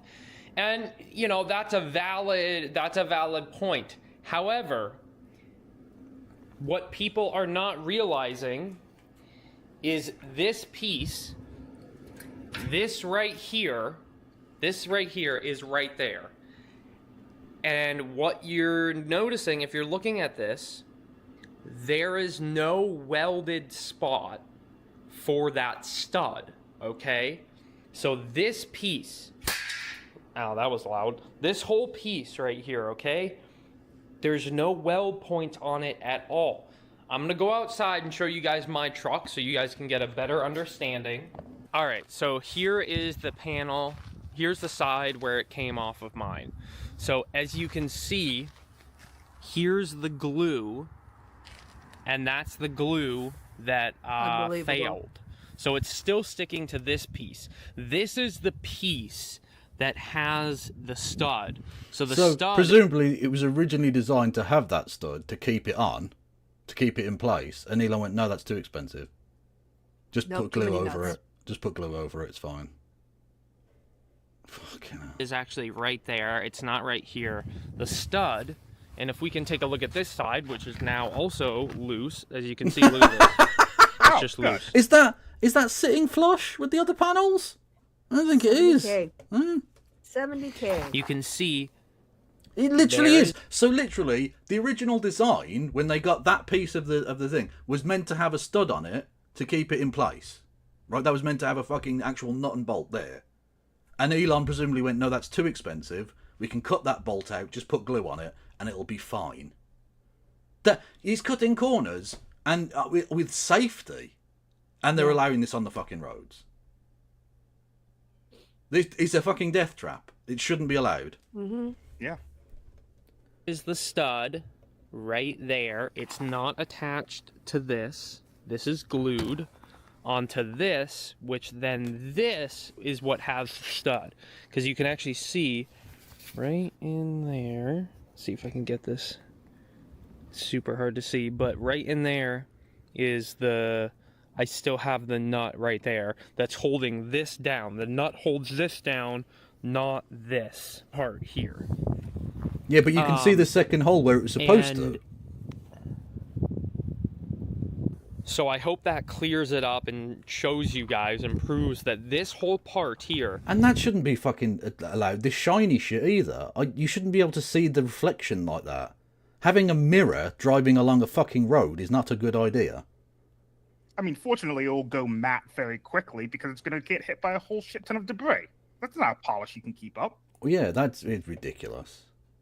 Honest to God, it shouldn't be allowed. Is purely glued on from factory, and that's why it's having issues coming off. And I am saying there are two holes. Okay, where else could there be issues, right? What other panels are glued? Well, as far as I know, the doors have welds everywhere. The fenders, I haven't seen any issues with those. The top of the frunk is welded. This is all glued on, but I haven't seen any issues whatsoever with that. The only areas that I've seen issues as well is the quarter panel and the bed or the tailgate. I actually had a brand new customer Cybertruck came in, and I'm going to put the clip up on the screen right now. But one of his quarter panels... And you can tell this guy's a twat as well. He's no tax is his fucking... is his plate there. No tax. Brilliant. Yeah. Wow. And he claimed to know more about engineering or manufacturing than anyone else on the earth. Yeah. Yeah, amazing. Panels was just loose. I touched it and it was like, whoa, it was just loose. All the glue over here on his truck was not glued at all whatsoever. Brand new truck, just delivered. I think his was a 50,000 VIN. And with all this going on, it prompted me to check my truck and see if any other panels are loose. And what I found is over here, right up here, you can actually see it. Look at this. Just a little touch, it moves. Just a little bit of a pull. Oh this my hole, God. I actually, if you're wondering what that is, I put liquid nails here because I was trying to push this piece back on. If I pull here, this whole spot here. You shouldn't have a brand new car, some assembly required. Like you pay for that bit, surely. Is this a fucking IKEA factory, car? right? Yeah. Yeah, exactly. Yeah, this shouldn't be. None of this should be an issue. The fuck? Is missing glue. Well, it's not missing glue. You can actually, I want to try to show it to you guys. You can actually see the glue, and it's just not sticking there. It's not sticking. And then, oh no, another thing. Let me show you here. So this is supposed to be like this, nice and solid. See how it doesn't move at all, really? Over here, I found that this whole section on mine, the glue, see the glue on this whole section over here seems to be... Because if the thing you got to bear in mind is, if he can just do that with a little pull like that, the stresses and strains of travelling at high speeds, just the wind alone, let alone the fact that you've got the actual frame moving, is going to pull that to pieces. Imagine what it does in a collision. Well, exactly, yeah. Fucking hell. This is supposed to be all-terrain. This is supposed to go over things. Let's hope if the U.S. does invade Canada, it'll be 1812 all over again. Except this time it'll be with Cybertrucks in winter. Yeah, exactly. Just the U.S. Army breaking down in shiny metal death boxes. Yep, like Putin did in Ukraine. Amazing. Loose or broken or whatever. It seems to still be pretty tight over here on that side, but it's making me wonder, is it just a matter of time in these cold climates before the majority of this panel is just kind of loose? So that's been a worry. And then another issue that I've seen, thankfully it's okay with mine, if you push here, you see this is tight. Customers brand new Cybertruck, just got it. I'm wrapping it for him, and of course, I'm gonna let the customer know of any issues that I found. But like I just showed you guys, this right here is tight on mine, but check out his. Look at this. This is right there. That is look at this. That's the inner part, the inner shell of the tailgate is glued in this whole section here. It's all glued, right? Let me open this up, show you guys. And that's See a this? moving part as well. So the wear and tear is going to pull that off as well. Oh, for fuck's sake. Unbelievable. The inner shell is glued to the outer piece. And as you can see, it is extremely loose, and this is supposed to all be glued together, but I can literally put my fingers in there. So I've seen this on a ton of new Cybertrucks. I don't know why that's happening. I don't know. What do you mean you don't know why that's happening? Because they're building it on ridiculous fucking cost-cutting, corner-cutting bullshit. Because safety doesn't matter. As soon as you bought it, who gives a fuck? Once it's out the door, right? Yeah. Especially if you bought it from the White House dealership. Yeah. Which I suppose would be a good segue. Is that legal? No, it isn't. No.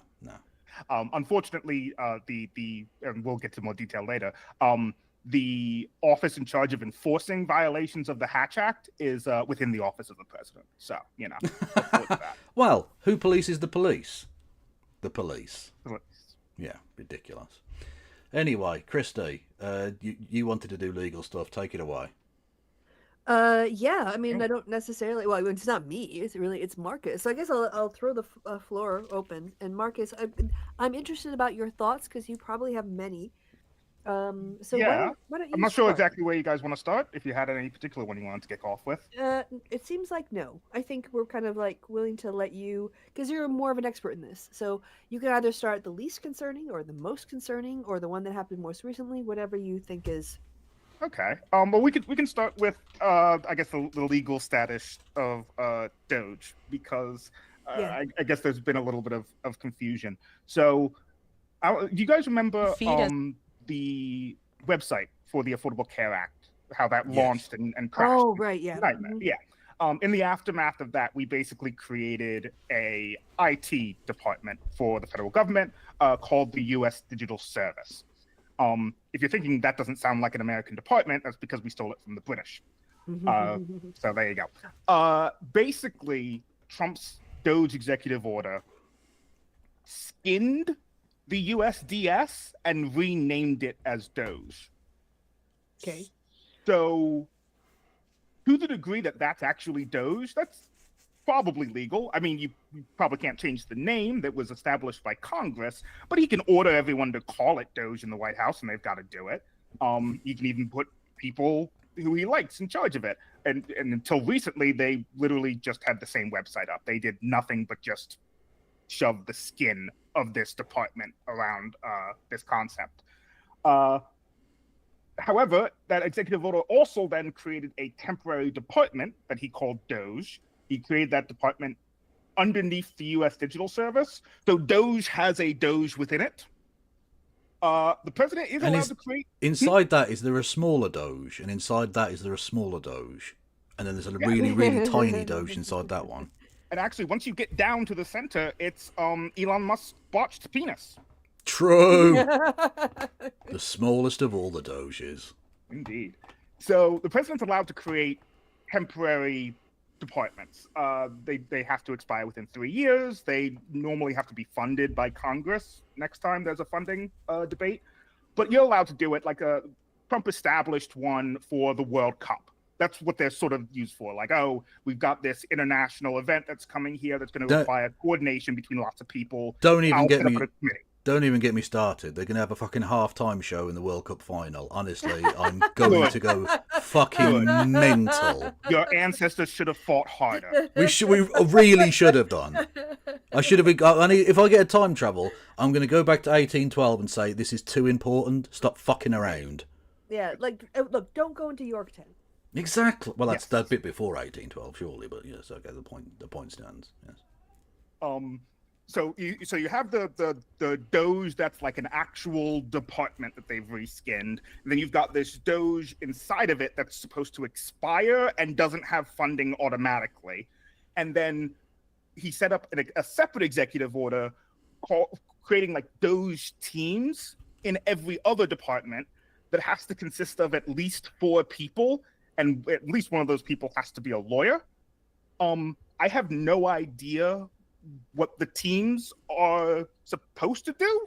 I mean, I guess coordinate with the new Doge that he set up, but Doge can't instruct hiring for any of these other departments. I guess Trump can, but Doge is under the Office of Management and Budget, which, aside from creating the president's budget, I guess is kind of like federal government HR. But as we've seen with a lot of these firings, they can't order other, as it were, co-equal departments to fire each other. So I don't know exactly what these 4-person teams are going to do. So each of those individual actions seems to be illegal. So to the question of, is Doge legal? Is it a thing? Technically, alternatively, I don't know what Doge is. Because there's at least 3 different options. And then there's the other thing of, whether or not Elon Musk is involved. I mean, clearly they had to say he wasn't the administrator because the administrator is an officer that actually has to be nominated. But you can volunteer for the government. And you're treated like a normal employee for most purposes. Alternatively, you could be a temporary employee. You can be hired. So I don't know if they've gone through any actual process to bring him on as an employee, but presumably all the people who are working for Doge for free were actually onboarded and they're volunteers or temporary employees. So it hasn't broken the law in the sense that its existence is not illegal. Mm-hmm. As for everything it's done, yes. Yeah. So I understood Judge Chutkin has ordered Elon to show up and testify under oath, or at least provide under oath.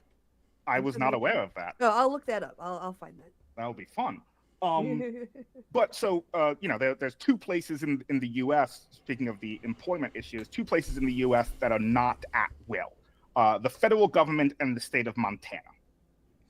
Right. And so all the people that Elon Musk has fired, they in theory should be fired for a cause. There's an actual offboarding process.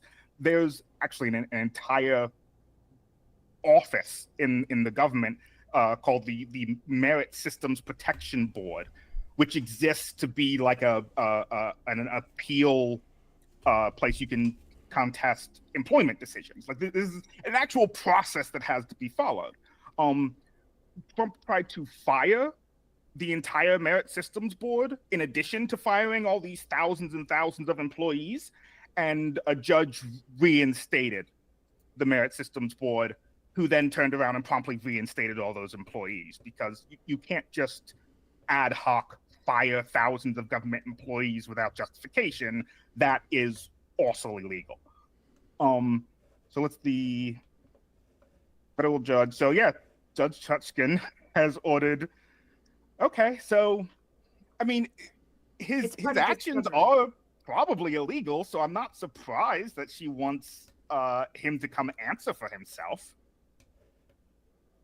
Yeah, do you want me to?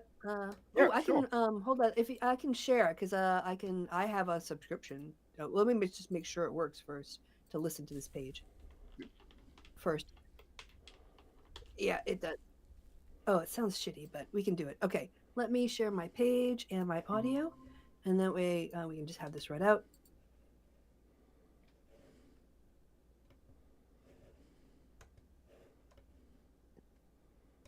I can't hear nothing. Can you hear that? No. No. Oh, you can't. Oh, that's interesting. Okay, well, a federal judge has ordered Elon Musk and his Department of Government Efficiency turn over a wide array of records and answer questions about plans it crafted to downsize federal agencies, fire employees, and suspend federal contracts.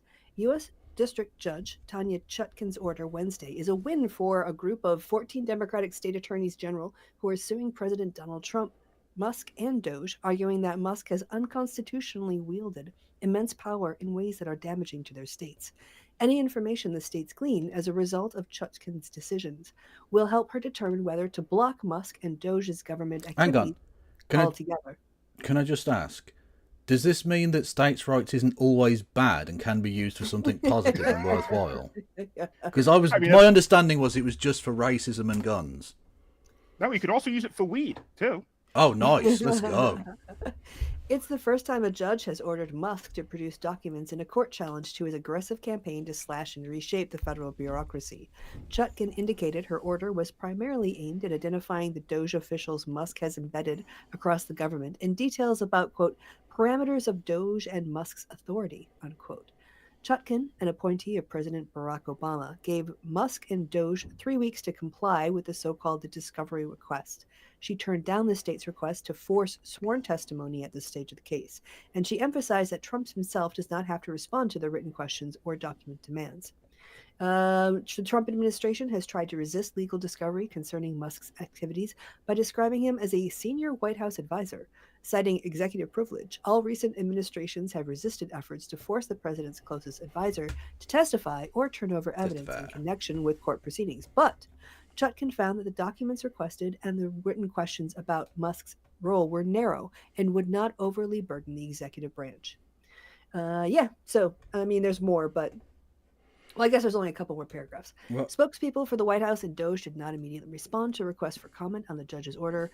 Last month, another federal judge in Washington ordered DOGE and 3 federal agencies to produce officials to submit to questioning under oath about the cost-cutting operations access to data at federal agencies. But that judge did not order Musk to do anything, and he let the government decide which officials will appear. On Monday, yet another judge in D.C. ruled that DOGE will have to pour through thousands of pages of documents to respond to a Freedom of Information request from a liberal watchdog group. All things that we can break down, Marcus. So yeah, I mean, so one of the interesting things there for me is, in theory, DOGE is not supposed to have access to any privileged information. It's supposed to be all non-classified stuff. In actuality, I mean, once you're trying to ransack the Treasury and the Social Security Administration, I'm not sure if there's really anyone practically standing between them and classified material. So again, the actual order, presumably drafted by whatever lawyers are still left in the Office of General Counsel, is perfectly fine.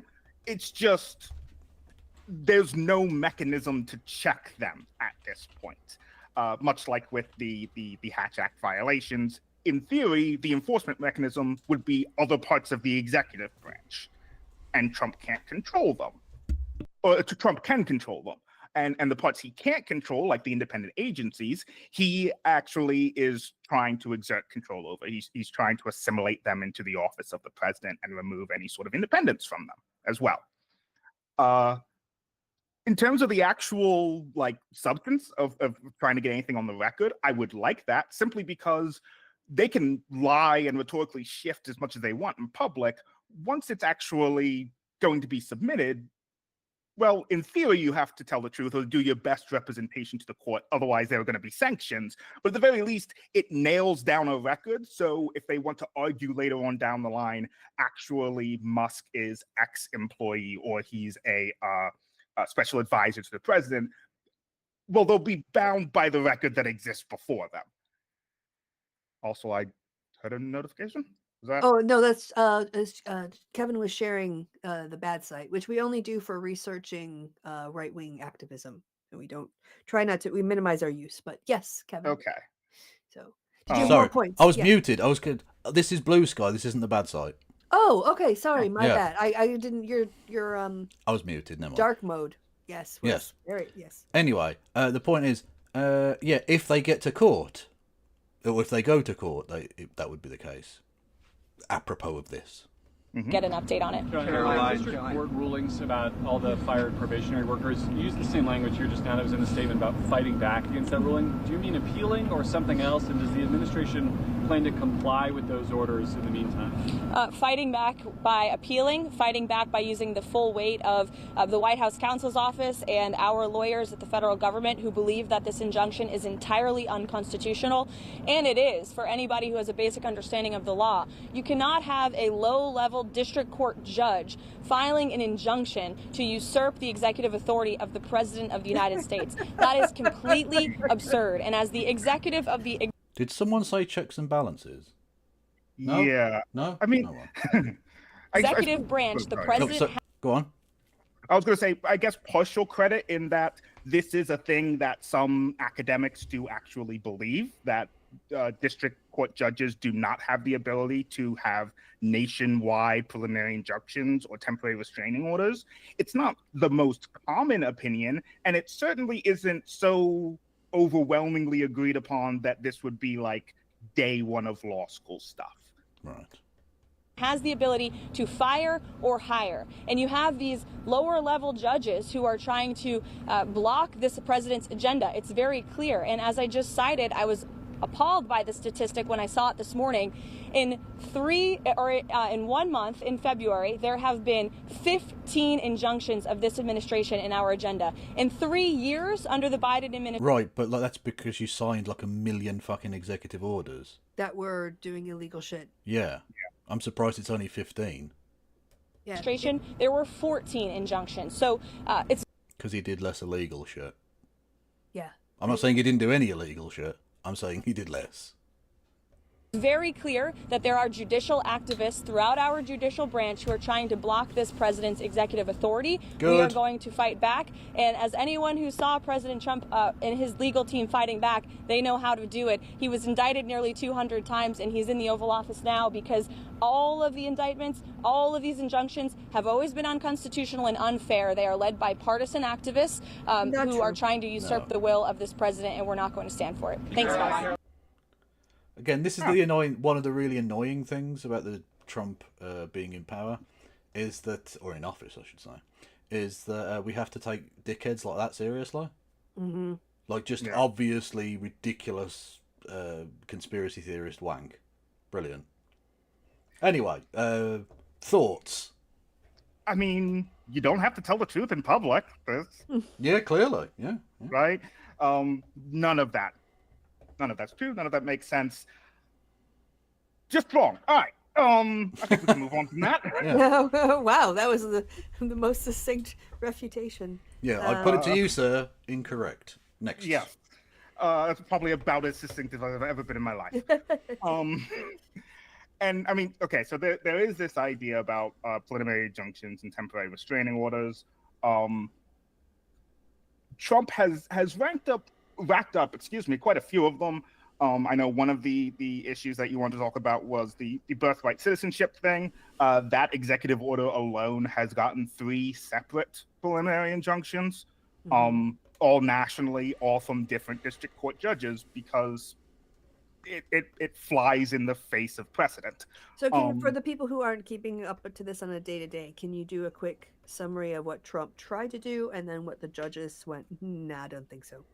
Sure. And why?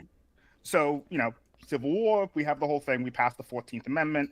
14th Amendment has citizenship clause, which says anyone born in the United States is a citizen.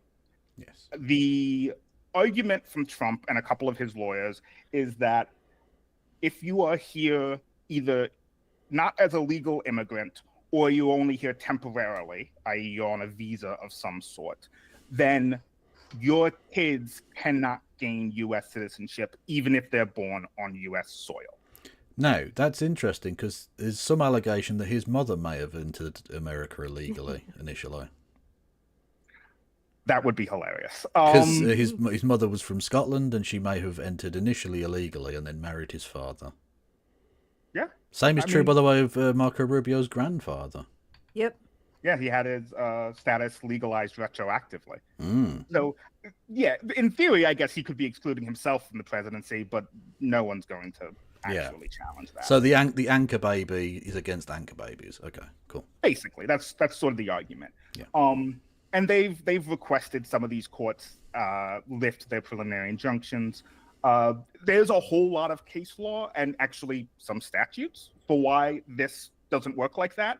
The one that everyone who's gone to law school will have actually had to read is a case called Wong Kim Ark, which is from 1898.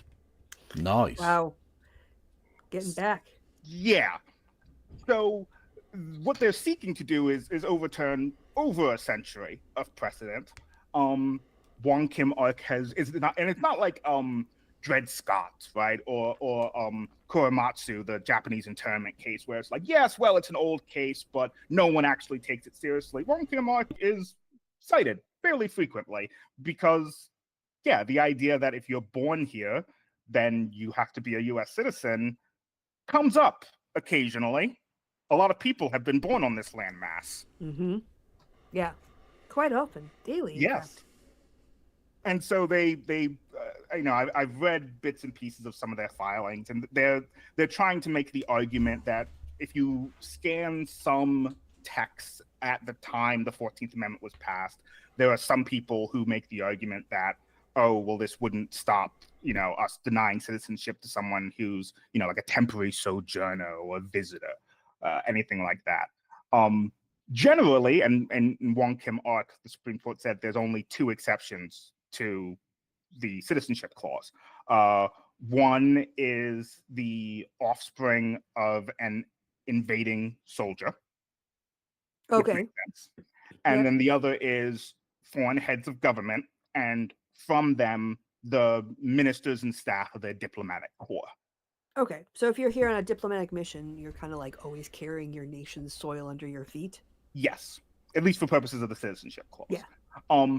Those are the only two exceptions that have ever been recognized. Trying to carve out this illegal immigrant and temporary sojourner one is entirely novel. Their argument is don't be too legal with this. When you say in terms novel, you mean bollocks. You mean bullshit. Yeah. Right, okay. Yeah, So you're not in a courtroom. Yeah, exactly. We bring you on because you understand it, but you need to speak down to us and tell us this is shit. He's Totally talking rubbish. Yeah. Totally made up, basically. Yeah. And the argument they're trying to advance, right? So the operative phrase they look for is in the 14th Amendment, all persons born or naturalized in the U.S. and subject to the jurisdiction thereof. They try and make the argument that someone who's not a legal immigrant or someone who's just here on a temporary visa is not subject to the jurisdiction of the United States. That would be very interesting, of course. How would you... Okay, so the law doesn't apply to them at all, then? Well, yeah, they would like to both possess a cake and still eat the cake. Yeah. Yeah. Because under that argument, an illegal immigrant could just murder somebody, and the law would go, well, he's not under our jurisdiction technically. No. Kevin, more likely is if someone enters a country illegally and they're not subject to the jurisdiction of our laws, then they aren't actually they're not able to be held account for violating the civil law of being in the country illegally. True, yeah. How would you get rid of them? Because surely ICE as a federal agent have no jurisdiction involved with this person. Therefore, anyone who isn't a US citizen can go to the United States and act completely, do whatever they like, and the US government can do nothing about it. Are we getting this argument correct? I mean, basically, and so they've tried to create a workaround for it, where the argument is, well, you kind of have to read in the word complete before the word jurisdiction. That when they said subject to the jurisdiction, they meant, that they don't owe allegiance to this country. Basically, the argument they use is like the Jewish dual loyalties trope, but for anyone who's not a permanent resident. Yeah. So, say, for instance, a South African who entered illegally initially and then got a visa. Or came to the country legally, but then stayed on the became illegal. Yeah, exactly. Perpetuated fraud. That sort of thing. Yeah. So, his kids couldn't be American citizens. Unless their mothers were American, Ah, okay. Well, I think some of them are, but there are so many of them, who fucking knows? Yeah. Well, I mean, it's part of the reason why the birtherism thing was always stupid, because we have both, with law of the soil and law of the blood. Well, yeah. So literally. Obama could have been born on the moon. He still would have been an American citizen. Because his mum was born in America. Yeah, his mum was an American citizen. And not just that, but he was fighting his first election against John McCain, who we openly said he wasn't born in America. He was born in Panama, right? Yep. He was. But his parents were American, so everyone was like, "Yeah, that's cool." Well, and then when the birtherism thing kicked off again, you had Ted Cruz, whose name isn't fucking Ted, it's Raphael, right? Whose parents are, his dad's Canadian, and again, may have entered the country illegally at some point, who knows? But everyone was like, that's fine that he was born in Canada because his mum's American, so he's allowed to stand. And everyone was like, yeah, no, that's cool. Okay, well, what's your problem with the black guy then? Oh, yeah, okay, there you go. That's the difference there. Of course, the temporary sojourner thing, that's important. There was obviously less birtherism around Kamala Harris, probably in part because she didn't win the election. But there was definitely some. And one of the arguments from conservative lawyers was, well, yes, okay, both her parents were legally in the U.S., but they were both here on temporary student visas. So even though they were here legally, she still shouldn't be an American citizen. Anything. They'll do anything. Yeah. Literally anything, yeah. Which is interesting, because it does also mean, by the way, anyone who's here on a work visa, say an H-1B visa, their kids would not become American citizens even if they were born on U.S. soil. And they would be able to strip people of their citizenship as well, right? Under that provision? I mean, I guess it would technically depend on what the court was willing to sanction. There are certainly some instances where courts will say, everyone's been doing it wrong all this time, and this will be the new standard going forward. But in the interest of justice, we're not going to roll back everything that's already been done. Like that's the odd thing I find in American law, is that the idea of it being retroactive. Yes. That's very, because in Britain that doesn't apply at all. Like, you can't retroactively apply any laws in Britain.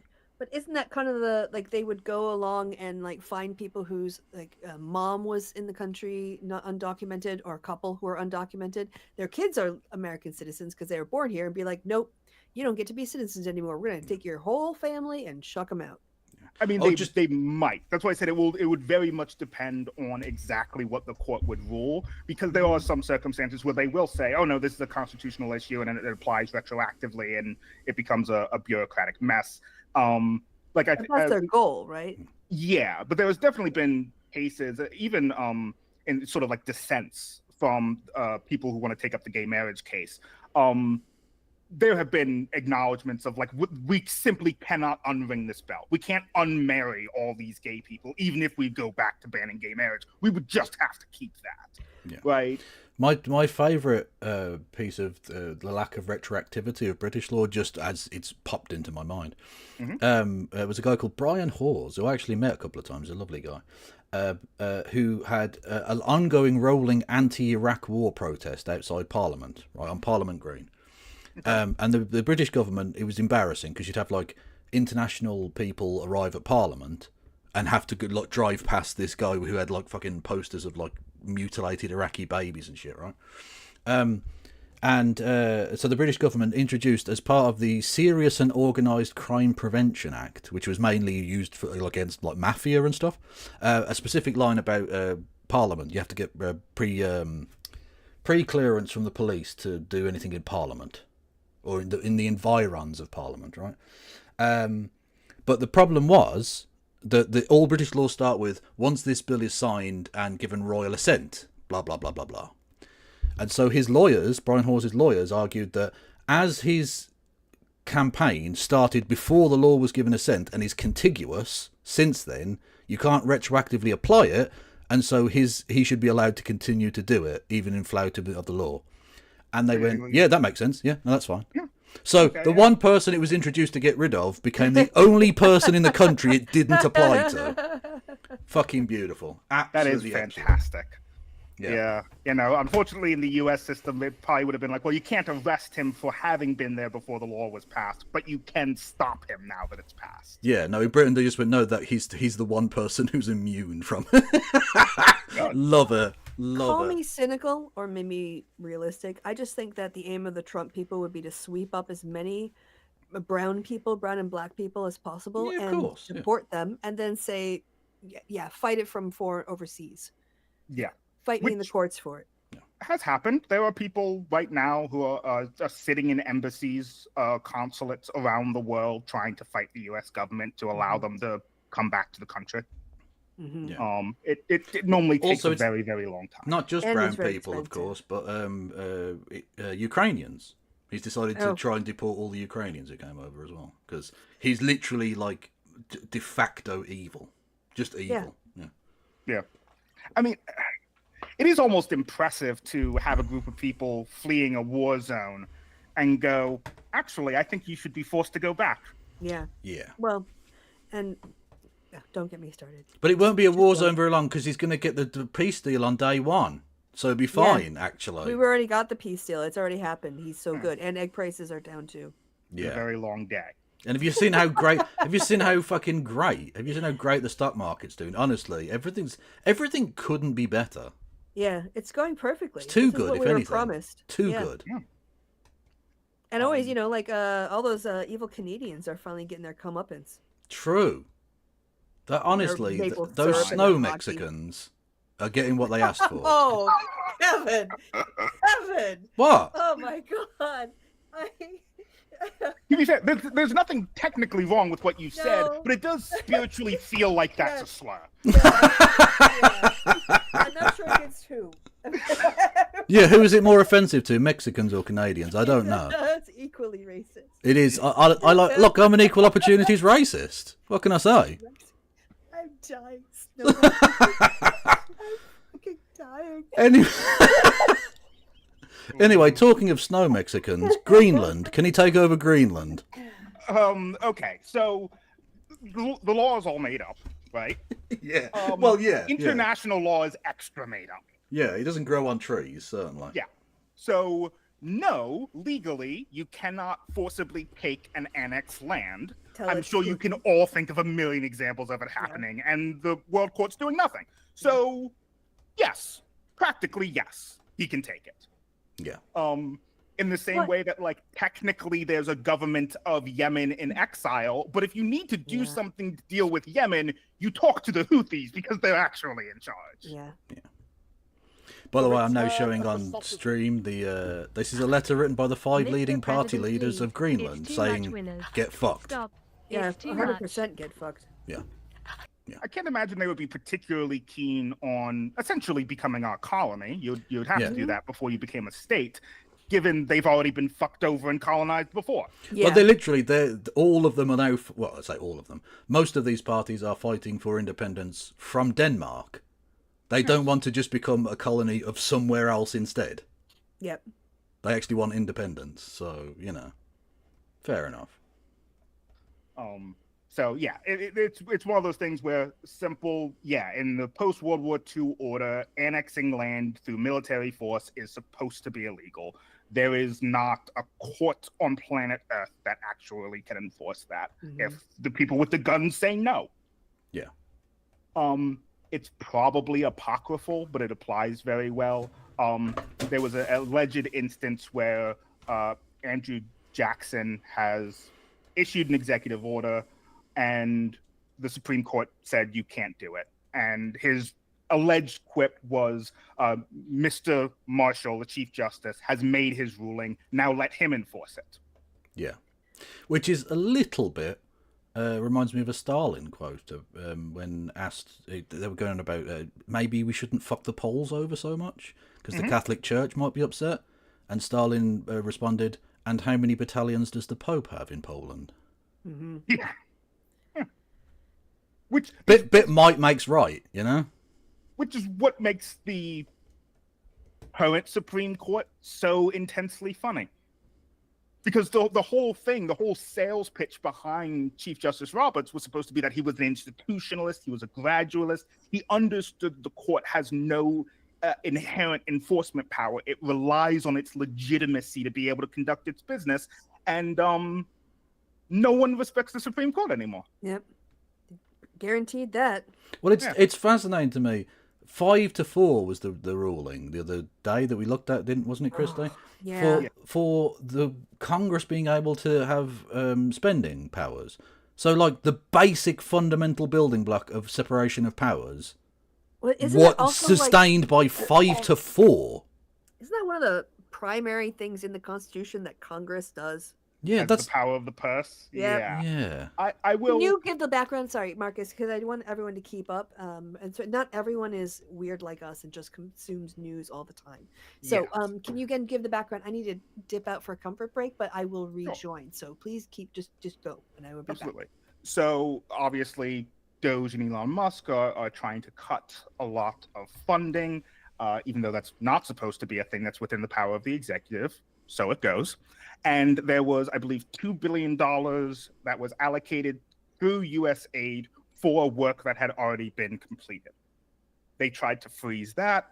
The would-be recipients sued, and a judge entered a temporary restraining order blocking the administration from freezing those funds, basically forcing that they be dispersed.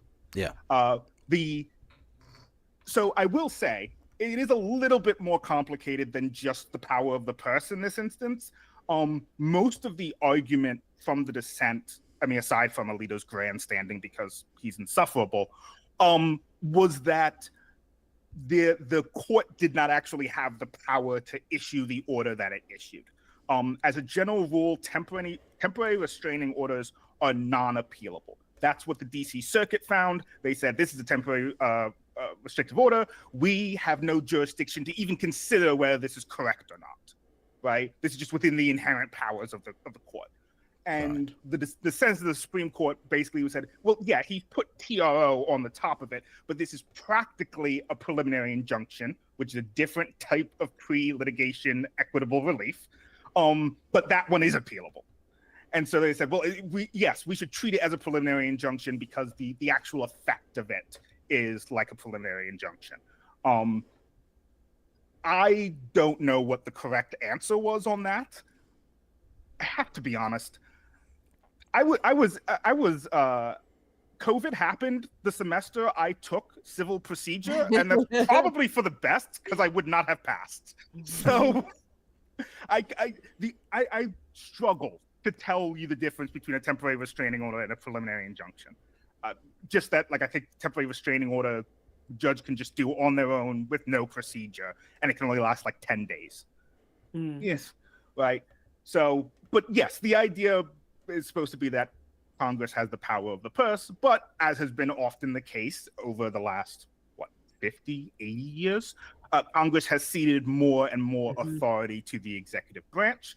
It's, for example, why Trump can turn on and off tariffs within a single day. Yeah. Because tariffs are an economic object. They should be within Congress's power, except Congress has passed a whole bunch of bills that says the president can issue duties in the interests of national security. So Trump has to just stand up and say it's in the interest of national security that Justin Trudeau go fuck himself. And the courts go, well, he did say national security. And that's all they can do. Yeah. Generally, whether or not, either what's in the national security interest or declaring some sort of national emergency, that tends to be the thing that courts decline to review. Yeah. Right? They just go like, that's a non-justiciable political issue. Courts just are fundamentally unequipped to weigh in on it. So the fight would have to be basically Congress would have to knuckle up and actually pass something telling Trump no. Yeah. Which is not going to happen. I just want to something from chat. To Mark Richardson, he says, my cousin is asking, does that mean Cubans are island Mexicans? Yes. Everyone is just a slightly different type of Mexican. See, I heard that does that mean that Cubans are Ireland Mexicans? See, that's what I heard too. Well, like Irish Mexicans. Yeah. No. Very confused as to how that happened. Yeah, my friend Emilio O. Hernandez. No. That's no. Ireland as in Island. Yes, as opposed to era. Yeah. Anyway, but yeah. So America is just pretending not to be Mexicans. Mm-hmm. Yeah. So I see the point about tariffs being given explicitly to the president. It has been statutorily, but not in the Constitution. And whether or not something is within the remit of the executive or legislative branch when it comes to foreign policy is a nightmare. It is a nightmare scenario. There is a case everyone has to read in law school called Youngstown Sheet and Tube, I believe, v. Sawyer. Sawyer was the Commerce Secretary in the Truman administration. Basically, long story short, it's the height of the Korean War, and there's a threat of striking from steel workers unless they get a raise. And Truman basically goes, well, as a matter of national security, I am now nationalizing the steel industry. And the courts wound that back and basically said, like, no, there's three options. Something's entirely the remit of the president, something's entirely the remit of Congress, or there's some combination of the two. And in this case, they were saying, you cannot just assert that as a matter of executive prerogative. You're allowed to nationalize industries if you get permission from Congress. Mm-hmm. And as it happened, Congress was disinclined to nationalize the entire U.S. steel industry. Yeah. I think I remember that one from history class. I wouldn't be surprised. I mean, it's a big deal. Yeah. Okay, let's see. So you also had mentioned you wanted to talk about the Alien Sedition Act. Yes, because that is becoming, relevant, isn't it? More and more relevant. Yeah. First background and then Trump's insanity on it, please. Yeah. Background. So in 1789, which is a long time ago for Americans. It's a long time ago. The Congress passed and President John Adams signed what were called the Alien and Sedition Acts, plural. It is generally considered the worst thing of the Adams administration because it basically allowed the government to jail people who said he was fat. Genuinely, someone actually was jailed for pointing out that John Adams was overweight. Most of the Alien Sedition Acts have either been repealed or have expired, and everyone has assumed that they would not be found constitutional if they were actually in place and anyone sued for them. There is, however, one still left in place that is active and no one has sued about, which is the Alien Sedition Act. And it's basically the idea that during a war or invasion or other, incursion by a foreign force, the president can say this is a national emergency. Literally, he just has to make a declaration of it. And then you're allowed to start rounding up and deporting people who are citizens of the invading force. You're supposed to allow them, a reasonable, quote unquote, period of time to get their affairs in order. Mm-hmm. But there's no hard limit in the actual law. That would just be sort of up to the sovereign, balancing the interests of an orderly exit from the country and preserving national security. So Trump now wants to use that act, which, again, I would remind you is about 5 years younger than our country, to deport presumably all Mexicans. The argument I've seen... Venezuelans too, I heard. Venezuela. Well, does that include the snow variety or not? Yes. I would hope, but probably not. Oh, shame. They only seem to care about one border, principally. So the problem with that is you may have noticed we have not been invaded by Mexico. No. Or Venezuela. Or Venezuela yet. Yes. The argument normally is one of a couple, right? For the actual Alien Sedition Act, it doesn't require a physical invasion. It can be some other sort of foreign action. So that's why they would quite like that. But even for, say, Texas, when they tried to put those barriers in the Rio Grande, The Constitution carves out a lot of exceptions in the cases of invasion, right? So, immigration and foreign policy is supposed to be the province of the federal government, except when there's an invasion and there's no practical time to rely on the federal government, right? Again, this was passed in 1787. If someone invaded Texas, Texas had to do something before everyone could get on a horse and go all the way back to DC, right? Yeah. Although we didn't have Texas at the founding, you get my point. Yes. When you have horses, shit don't happen fast. Exactly. So there's a bunch of caveats written in, basically going like, as much as practicable. Let's be reasonable here. And so Texas made the argument, and Republicans are making the argument in a couple other cases as well, that the immigration of Mexican citizens should count as an invasion. Sometimes for fuck's sake, literally just Nazi shit. Brilliant. Yeah, it is, basically. And some of them will try and do really this is the government is passively supporting, or the government's efforts are really guiding people towards the border, and they'll try and connect it to the Mexican government somehow. Sometimes they just go, no, there's too many Mexicans over here. That counts as an invasion. I heard that it might be to do with the gangs. Yeah. They were declaring war on Mexican and Venezuelan gangs. And then by extension, because resident... those countries aren't great in terms of corruption, and so they'll often point to Well, unlike the US, where you literally was fucking flogging Teslas on the fucking White House lawn. Yes. No corruption going on there at all. There's this one cool trick for getting your crime rate down, and it's legalize all crime. Exactly. Ooh, that really does a wonder, I have to say. Yeah.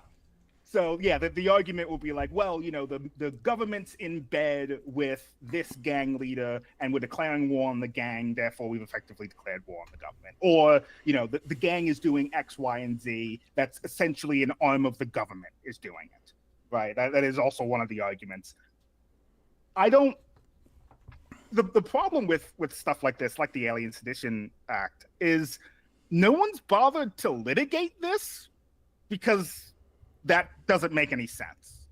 Yeah. And if in a previous era, no lawyer would ethically take such a case or make such an argument. I know the in the birthright citizenship cases, the one out of Washington State was handled by a Reagan judge, and he reminded the attorneys of their ethical obligation to the court, which is a very polite way that judges do of saying, you do know I can sanction you, right? I can make you pay the court money. I can send you to jail if you're lying to me or if you're making a frivolous argument. So when you get a Reagan judge who has to tell people, I will jail you over how stupid that argument is, things aren't going well. Yeah. But yeah, you do have to wonder about the ethics of anyone who would work for Trump. Like, it doesn't surprise me in the slightest that they would use any kind of slimy, underhand argument imaginable. Yeah. And I mean, you're supposed to, you can present meritless arguments. I've presented a lot of meritless arguments to the courts, but you can't present frivolous arguments, things that are just like wrong as a matter of law, things that are nonsensical, that have no support. And if you do, the courts are supposed to police the justice system. They're supposed to punish you for it. I don't know if we'll see any judges actually punishing people for it, though they should. They should, but they tend to be a little pussies. Forgiving. Yeah, okay, that's probably correct way. Okay, I have to see judges again, so I won't agree with that. Yeah, that's fair enough. You can disavow, but yeah, they are. Come on. I forgot how we actually went down this entire. Frivolous arguments, Reagan judge, dialing it back. Yeah, this stuff hasn't been litigated before because it's all ancient, right? So I can't even really offer you a prediction as to what would happen in court because, lawyers generally reason by analogy and example. It's here's 15 things that have happened before, therefore I predict 16th thing. I don't have any other things to compare it to. So it's completely, virgin territory. We'll see what happens.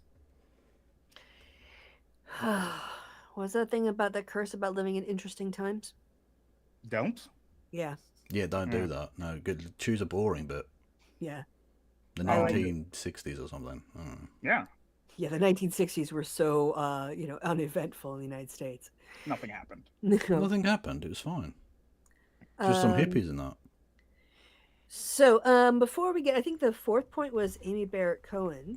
But is there anything else that we should talk about that's been coming up, or you want to continue on? Do you mean Amy Commie Barrett? Yes. Well, you want to talk about the universities, right? Okay. Yeah. Oh, Yeah. right. Yes. Yeah. So the government's been putting a lot of pressure on different universities to rid their curriculum of DEI, reform their discipline systems, and the punishment has basically been we'll remove government funding, or in the case of the Georgetown University Law Center, the U.S. Attorney's Office for the District of Columbia said we won't hire anyone from your law school unless and until you comply with our complaints about your curriculum. That is a fairly textbook violation of the First Amendment. Okay. There's not really any nuance there. Both the withholding of otherwise eligible funding and the withholding of employment opportunities are fully litigated. You can't do that.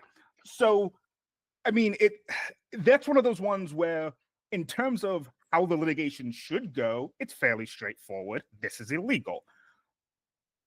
If you think the Supreme Court might change the law just to benefit Trump, then it could be harder.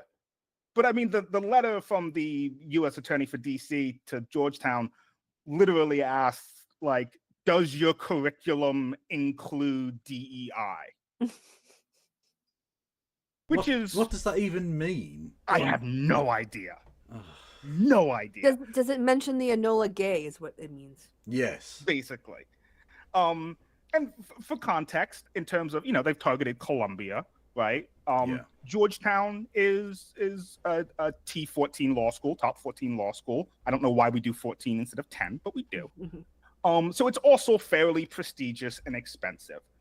As a side note, I have never understood why you would want to sue a law school. That's what I was just thinking. Don't you think that's a bad thing to do, is to like pick a legal fight with a law school? Yeah. There's a trite dad joke that in law school, A students become professors, B students become judges, C students become rich. But it is kind of true. Law school professors tend to be like massive nerds. And they also tend to have to be like really well paid because a lot of them are leaving the best law firms in the world. All I'm going to say is notice the difference between someone who has to stand in front of judges and someone who doesn't any longer have to stand in front of university professors. Just saying. Yes. It's a... That's not a fight I personally would pick. And if I was going to pick a fight with a law school, it would not be a T14 law school. Yeah, again. I would pick a fight with Thomas Cooley, right? Like some night school, law school. Yeah. So as far as how the litigation should go, that should be fairly cut and dry. But the problem is you do get schools that will just comply in advance. It will have a chilling effect, whether or not that litigation is eventually won. So it's still going to be a problem practically, even if it shouldn't be a problem legally. And okay, I think that's fairly done. That's a fairly straightforward one. Illegal. Yeah, illegal, just illegal. What's the thing about Amy Coney Barrett? She isn't she's not doing what she was called a DEI hire. I did see that, yeah. And maybe you can explain like what they thought they were getting, and because you hinted at this actually one of the last times that we spoke, you mentioned that she seems to be more of a, like, I don't want to say traditionalist or like institutionalist or something, but she wasn't quite what this conservatives thought they were getting when they put her on the bench, because she's now sided with the liberals at least twice that I'm aware of. So maybe speak a little to that if you could. Sure. So Barrett is actually statistically the judge most likely to side with the 3 liberals. Yeah. So for context sake, the ideological center of the United States Supreme Court is now Kavanaugh. Wow. That's saying something. Yeah. And then Roberts and Barrett are to his left, with Barrett being the most left. God. Now, there's a bunch of qualifiers that go into that. Yeah, of course. It has and always has been that the plurality of cases at the Supreme Court are decided unanimously. It's normally about half, right? And then it's normally a vanishing fraction of cases that are like 5-4 or 6-3. You might get 10 a term, and not all of those are going to be big, Roe v. Wade type blockbusters. Sometimes there will be a fight over a procedure thing, and the judges will get weird about it. But yes, for someone who was supposed to be a hard right ideologue, it is very funny that she is the most left-wing member of the conservative bloc. I think the thing that pissed them off recently, well, she sided with Roberts and the liberals on the temporary restraining order about the U.S. aid payments. And she didn't have to explain herself. The court's shadow docket, they don't issue opinions. Sometimes dissents will issue opinions, but otherwise there's no need to explain yourself. So we don't know what her reasoning was. But the other one that happened quite recently was she sided with the 3 liberals in an EPA case. I had to read the case like 5 times because it involved sciencey stuff and I have no idea how it works. Okay. But basically it was, can the EPA require not that you have a certain procedure, like a certain cleaning procedure, or that you have only release a certain amount of pollutants? Instead, can they require, hey, the body of water you're releasing pollution into, when we test that body of water, it has to meet these guidelines, and we don't care how you get there. Basically, it was, is that allowed by the Clean Water Act? Okay. The majority said no. The dissent, which was written by Barrett, basically said it empowers the EPA to set limitations on pollution. The word limitation is very broad. What levels the resulting water ends up looking like sounds like a limitation to me. If Congress wanted them to have to do certain types of limitations and not others, they should have wrote it in the bill. That's also the same opinion she took with regard to the January 6th case, when they were doing obstructing a proceeding of Congress, where they were actually drawing that criminal offense from was from a white collar bill that was passed right after the collapse of Enron. And the majority basically went like, well, clearly they didn't intend, someone like rioting at the Capitol. And Barrett went, well, Congress knows what words mean. They put obstruct an official proceeding. That's an official proceeding. Fight me. Time out. I'm not sure they do. Yeah, that is a fair point. Yes. Yeah. The courts presume that Congress is competent, and they presume that Congress does not intend to violate the Constitution. Yeah. Well, they are wrong on both counts. Yes. Yeah. The possibly apocryphal Thurgood Marshall quote: "Fortunately for Congress, stupidity is not unconstitutional." True. Although, in some cases, it should be, I think. Yes, I think it should be. So she's not as much of a hardliner. There are lots of theories about why she's not much of a hardliner. Because she's DEI. DEI. Genuinely, some people do think it's because, well, she's the only conservative woman on the court. So if she's going to hang out with any of the women on the court, she's going to be talking to liberals. In the bathrooms, right? Yeah, in the bathrooms. The bathroom club. God. My personal opinion is I think it's because she's only one of 2 academics on the court. Everyone else there was just like a practicing lawyer and then a practicing judge, with the exception of Amy Coney Barrett, who, until she was on the Supreme Court, she had like 2 years on the 7th Circuit, and Elena Kagan, who before this was the Solicitor General. Both of them, before those preceding roles, were academics. In the case of Amy Coney Barrett, she was a con law scholar at Notre Dame, which is a fantastic law school.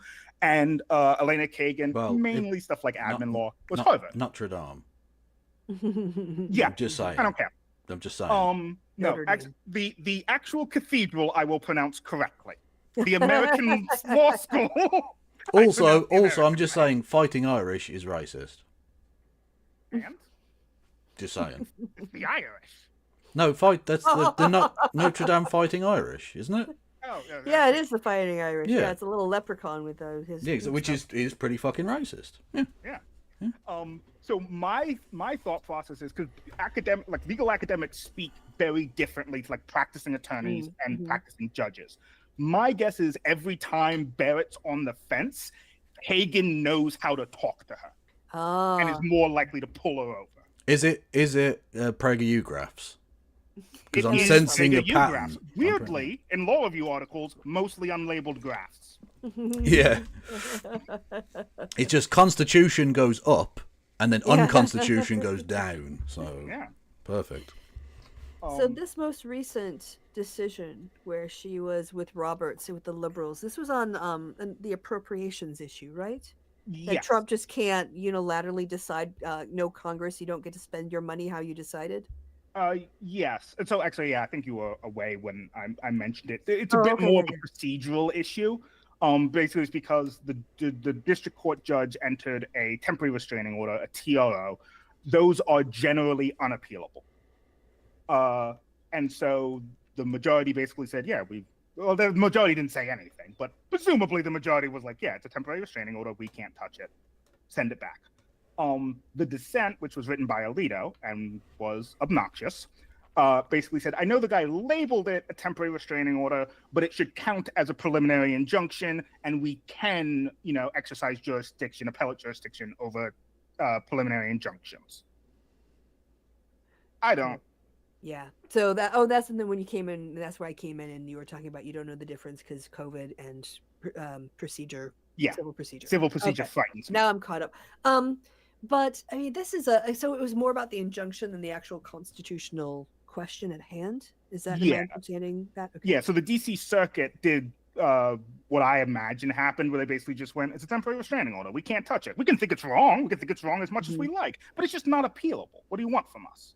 Right? I imagine that's probably what the majority said. Okay.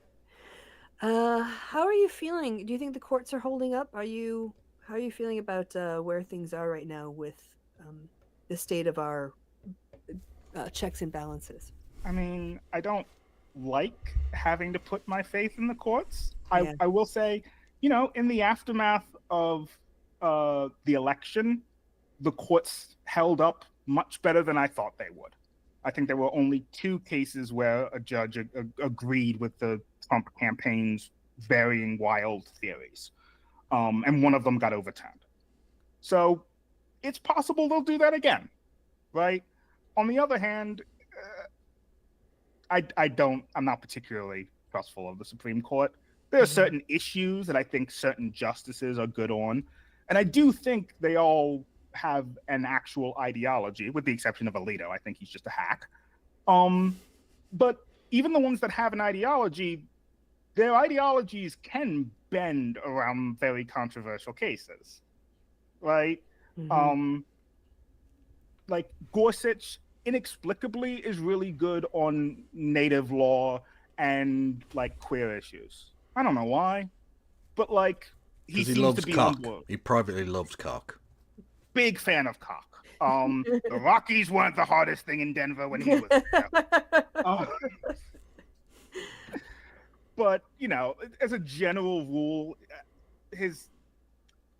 that's the best I can say. I don't have a whole lot of faith in them on the most critical issues. Yeah, if it's some standard procedural stuff, is a dismissal with prejudice a final result for the allocation of attorney's fees? Before a judgment. Preliminary Okay, I'm not worried about that one, right? Kind of judgment but that can be appealed to a high for court. anything that actually matters about people's lives, I am less optimistic. Yeah. Right. Apparently, according to regular anal sex correspondent Kieran Saunders, an injunction is an action during the case before a judgment. Preliminary is part of a relief/remedy, so it's kind of a judgment, so can be appealed to a higher court. I'm going to be honest, Whatever I have no idea what that means. Neither do I. Yeah, that is. But thank you, Kieran. I'm sure that might even be true, but I don't know what it means. Yeah. Those I were know words that we could read, but yeah, preliminary injunctions can be appealed. They Yeah. do have there's like a 4-part test for whether or not you issue a preliminary injunction. And if someone else gives money in the form of bits and subs right now, we get on a hype train, which is constitutional. I did check. So another completely speculative question, because this is an impossible one to answer, but how long before the Trump administration just decides, you know what, I'm tired of having to listen to these judges. I'm just not gonna anymore. I don't know. I mean, that is actually kind of the interesting thing, right? Which is that you see a lot of people who will say that, we're in fascism right now, or we have a dictatorship right now. And the thing is, there haven't really been that many challenges to the administration to let us know how far they're willing to go, right? Would Trump back down if he lost a fight at the Supreme Court? We don't know. Mostly because he's very rarely lost in front of the Supreme Court, but also because there are just so few of those instances. I genuinely don't know whether or not if, Chutkin issues an order, if they would just refuse to do it. I would hope not. Everyone involved should be sanctioned if they do. Yeah. But we've got a super chat, which I'm not sure you'll agree with, because I think you're a fan. But Mad Cat, thank you for the bit, who says, Justice Alito is a wanker. Which is spicy. I mean, the spicy words. Wanks give pleasure. True. Yeah, wanks give a happy ending. Poor Kevin is outnumbered by Americans. Thank you, Lord Fritos, for giving a sub. And thank you, Over the Stirring with Bitty Bits. We are very close to the next level of the hype train, and I won't do anything for that because we have polite company. Yes, thank you. Because I just feel like Congress is nothing these days. And we basically only have the executive branch and its lackey, and then we have the judicial branch, which they're currently still, I guess, honoring, if there's a word you want to use. But I don't think that they'll let the courts get in their way. I just don't think that they're going to go, okay, you said we can't do that, we're not going to do it. Because if Congress isn't going to act, and the executive holds all the military, and what are we going to do? There would be no recourse. It's entirely off of the good faith and reputation of the court. And I mean, we had something like that recently. I don't know if you remember last term, there were a lot of voting rights cases, and one of them was on its second time up. Because it had been appealed all the way up. They made a decision. They sent it back down to the lower courts. And basically, they refused to comply with the court orders. And it got appealed back up. And it was a unanimous decision. Like, even the justices who had dissented in the original case went, okay, but no, you do actually have to do what we say. That is very much how this works. So at least they're willing to do that. And they're willing to do it unanimously, which is supposed to be like an extra sign of strength that they give in important cases, right? But that doesn't mean anyone has to respect that. Like, fantastic. All 9 of you agree. Yes. Okay. All 9 of you get up against the wall. Yeah. So there's nothing that can force the Trump administration to adhere to a judge's dictates if they don't want to. My hope is that there's not been enough of a clean out of the administration that most decisions will hit someone who goes, well, okay, but I do have to do what the courts say. Just a random number. No And reason then beyond Trump the kitty is bonk. pretty ignorant, pretty, lazy. So he'll probably not have the attention span nor the curiosity to look up and see how most decisions are playing out. Well, also, Just like, sign the what order are and the fuck off. consequences? What are the consequences for him? Because he, in theory, can't run for another term. But I mean, the court already said basically, he can't do anything illegal either. Yeah, I mean, technically it's anything, sort of within the scope of his office. Again, this was another thing that Barrett got some bit of heat for, because she wrote a concurrence to the immunity decision where she gave examples of stuff that Trump was charged with and said, this is clearly outside the bounds of his office. Whatever else may or may not be, he may or may not be immune for, these things they can definitely prosecute him for. Yeah, but when he's in office and he just says, look, I don't agree with you on birthright citizenship, I'm just going to start deporting people I don't think should be in the country. Yeah, there's Wait, nothing. what do you think? Americans? You think Americans are going to start protesting for like first generation immigrants' rights? I mean, even if we did, it is again the whole point of the protest is kind of like the judicial system. It's the threat of like, oh well, we might get involved at a later date and vote you out. If you're not interested in honoring court orders, why would you honor elections? A protest, yeah, exactly. A protest, yeah. Well, any of it, and democracy, basically. Yeah. So they would not be in a particularly strong position to change the policy of the Trump administration. So sleep well, everyone. Yeah, things are great. This is fine. This is fine. I'm in the burning building. I'm the meme. Yeah. So Kevin, how much for some light immigration fraud? I think Ireland has gay marriage, right? A little bit. Yeah. Yeah, it's all right. Yeah. Thank you, Wayward Historian, with 1312 bitties, whatever that number means. We're on the second level of hype train, which means I will do nothing because we have polite company. Are you actually going to do nothing, or just not announce it to the class? For legal reasons, I'm going to do nothing. Okay. See, I'm scared there's a lawyer in the room. I don't want to say nothing. I don't have to just like randomly report people. I've seen a lot of I don't crime trust you becoming people. a lawyer. I don't trust you people. That is probably fair. And yeah, I said you people. And what? Mm-hmm. Yeah. Mm. What's the legal Mexicans? What is it? Henry the Sixth? First thing we do, kill all the lawyers? Oh, Shakespeare's. True. Yeah, I think it was. Yeah, Henry Shakespeare. VI, I don't remember which one. It might have too been many Henry Henrys. Bizarrely, I very nearly did a Shakespeare for the title of tonight's show. I was going to call it A Happy Hour by Any Other Name Would Smell Just as Sweet. That's too long, though. But I just thought, that's just too wordy and silly. Don't do that. I mean, you could just do a happy hour by any other name, right? I think everyone knows the next Oh, one. yeah. I don't know. Look, I don't trust that the audience know what the fuck any of those things are. Yeah. To happy hour or not happy hour? That doesn't work either. Yeah, can I just say, like, the next German Chancellor, Merz, was quoted today as saying, in German, obviously, Germany is back. Germany is making its major contribution to defending peace and freedom and peace in Europe. Not worrying at all. No, I am definitely very calm about that Who situation. do you trust more these days? Like the American government or the German government, though? This might strike some viewers as extreme, but I think everyone involved in this should die. I'm just saying, right? I think we need to brick up the Channel Tunnel just in case. It was a silly idea to dig it in the first place. In a moment of hubris, we went, you know what we should do? Undermine our only defense mechanism. Boom. Love it. The sea? Yeah. I don't know. I kind of have a feeling that if people started crossing through the channel, it'd be pretty easy. Till I blow it the fuck up. Yeah. Yeah. Love. And it would flood a bit of Kent, so that's good. It would what? A bit of Kent? Flood. Flood a bit of Kent. Yeah.